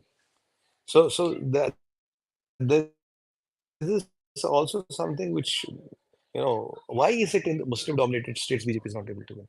That even BJP has to ask itself a question. Why in Kashmir we could not field a candidate? Right? Why Rashid Engineer is winning? And Amrit Pal winning and all, these are not very healthy trends. And if a Yusuf Pathan can win over Adhir Ranjan Chaudhary comes from that district. He's the son of the soil. And Adhir Ranjan Chaudhary has been a Bahubali in the past. So Yusuf Pathan comes and whacks him in his home turf. Why? Because one particular community has voted en masse. If UP trends hold, take it to me, sir, Yadav Muslim combine has again worked. Yadav Muslim combine has again worked. But this will be a very worrying trend for the BJP in the assembly folds then. Very true. And I'm seeing again the rhetoric in India Today TV, they are able to get a much higher audience compared to like, for example, Times Now and Republic. Republic is not getting crowd, and I'm very surprised. I'm just looking at YouTube channels. Oh, you see, the contrarian view is given by the India Today. And so the people who still believe India Alliance can make it and all, they want that contrarian view to come. So that is what they're giving. And Republic, if you look at the YouTube channel, only few things hit. Usually looking at the number of subscribers and views per video is pathetic, it's horribly atrocious. Only a few things hit. Now one, kabhi ek do din mein something hits. That is what is happening. So it's not the kind of traction what we guys get on our channels. Looking at the subscription base is quite phenomenal. because we have a dedicated subscriber base. People just subscribe them and hardly anybody watches them. So I still don't know what does this election give you as a message. If BJP is going to win it, and Modi ji is going to be the prime minister, now what kind of seats he ends up with? Does he need to go back to the drawing board? Does he need to think what is happening? Because Bengal and UP, same problem. But if it happens here tomorrow, it can happen in Assam. It can happen in other states as well. And we know how did BJP lose the Karnataka elections? It was again the Mysuru area and all that, what we discussed in P Gurus. Now, these are some baffling trends, sir. And let's see how it ends. We hope we are able to learn the lessons. And I don't know. But the only, I think, good takeaway here is Kejriwal is limited to 4 seats. All the tamasha and all the drama is dead. He's limited to 4 or 5 seats. So at least we are relieved of Kejriwal. But I don't know how does Sachin bhai UP look like now as per EC Commission, Election Commission? Yeah, we'll take a quick look at that.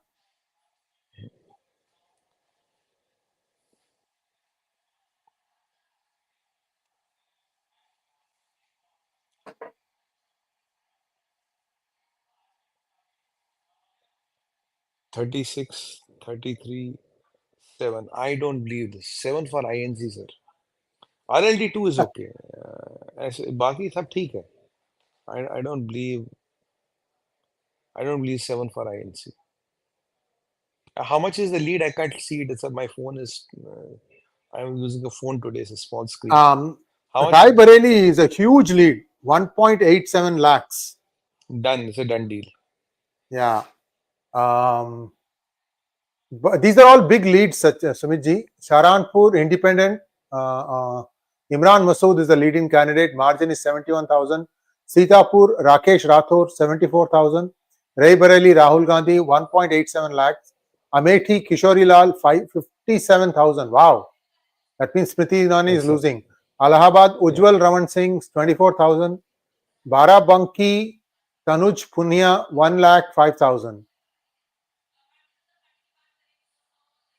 So only, I think one seat that has 20,000 can still fill. But Joe, can we look at the leads of SP Sachin bhai? How do they look like right now? Yeah. What is the average lead of SP? How many seats have small leads? Actually, there is one Sambhal, Ziaur Rahman is 5,000. Everything 1,730, 1,730 for Neeraj Maurya. I don't know who's which party that is. Utkarsh Varman Madhur from Kher is 3,700. It's difficult to find out because they're not mentioning the party that is in lead. This is SP list. So these are all SP. So about 4 or 5 seats, Sumitji. 4 or 5 seats in less than 10,000. And yeah, there are quite a few. Quite a few, as a matter of fact. I think there should be around 15. Palat sakta hai. So there should be, sir, good 15 seats in UP, which should be in this range, right? Should be around 15 seats. Yeah, 15 seats ho sakta hai. Yeah, ho sakta hai. And if we take a look at West Bengal, how many do look up there? We'll look at West Bengal. Yeah, bring up the West Bengal, please. TMC, where is TMC leading? I want to see how many seats are they leading. Yeah.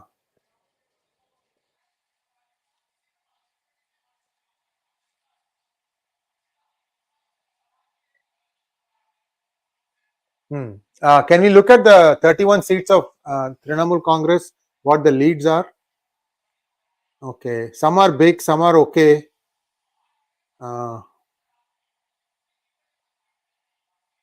Keep going, please.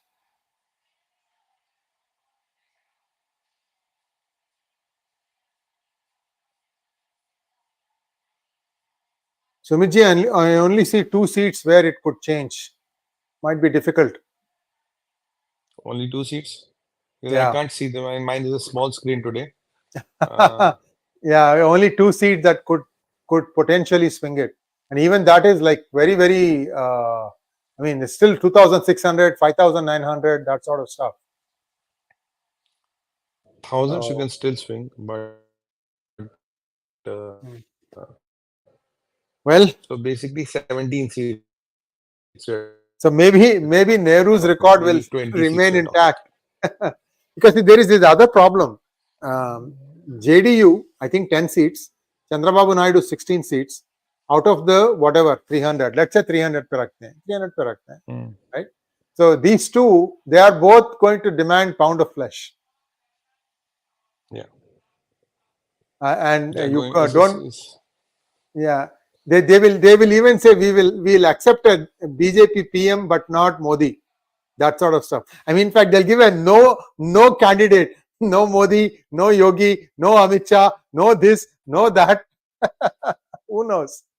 Because it is difficult to try and what you said about BJP getting a full absolute majority is very critical. If they don't do that, then see the other problem, Sumit, I'm looking at Tamil Nadu. They have done so much atrocities on Hindus, and then Hindus still go and vote for DMK. Kya kare, sir? I mean, who votes for Mamta Didi? Do you think she only wins a Muslim vote? No, she doesn't win on only Muslim vote. And and what has happened in UP? I think it is the Yadav Muslim combined, which has done the magic. And Yadavs are, with due respect, Hindus. I mean, Muslims vote en masse, and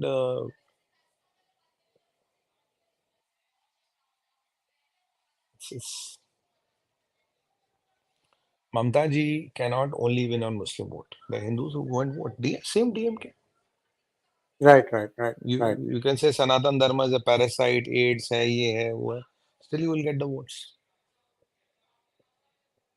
So the other possibility, outside chance, is that BJP suffers 2/3 split under somebody, and then they form the government with the help of Mamta and DMK. Oh my God, I'm like I'm shuddering.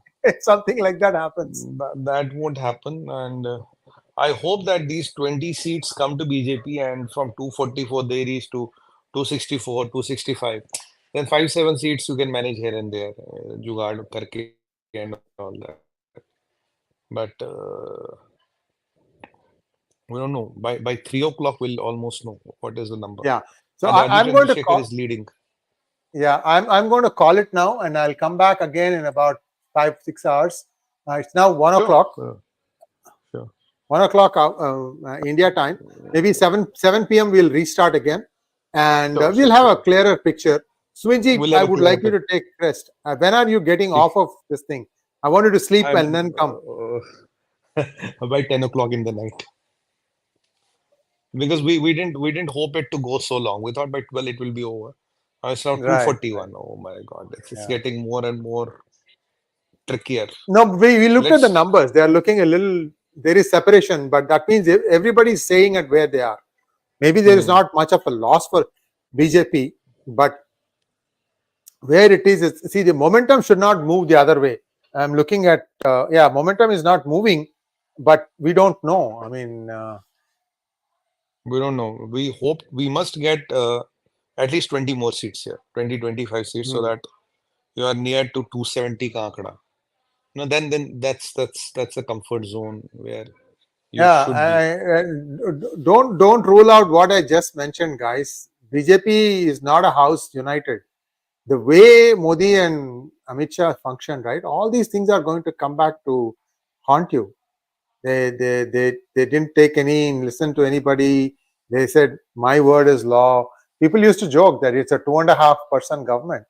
Modi, Amit Shah, and half is Ajit Doval. It may have been needed because there are so many national security issues. It may have been warranted, but there's always that but, And anyway, let's hope for the best. We will come back again in a few hours' time. I might come sooner if I'm able to get up again and go. It's really late for me. I don't stay up this late. We'll catch up, sir. We'll catch up. Yes, sir. By that time, things will be more clear. Thank you, sir. See you soon. Take care. Thank you. Namaskar. Bye. Bye.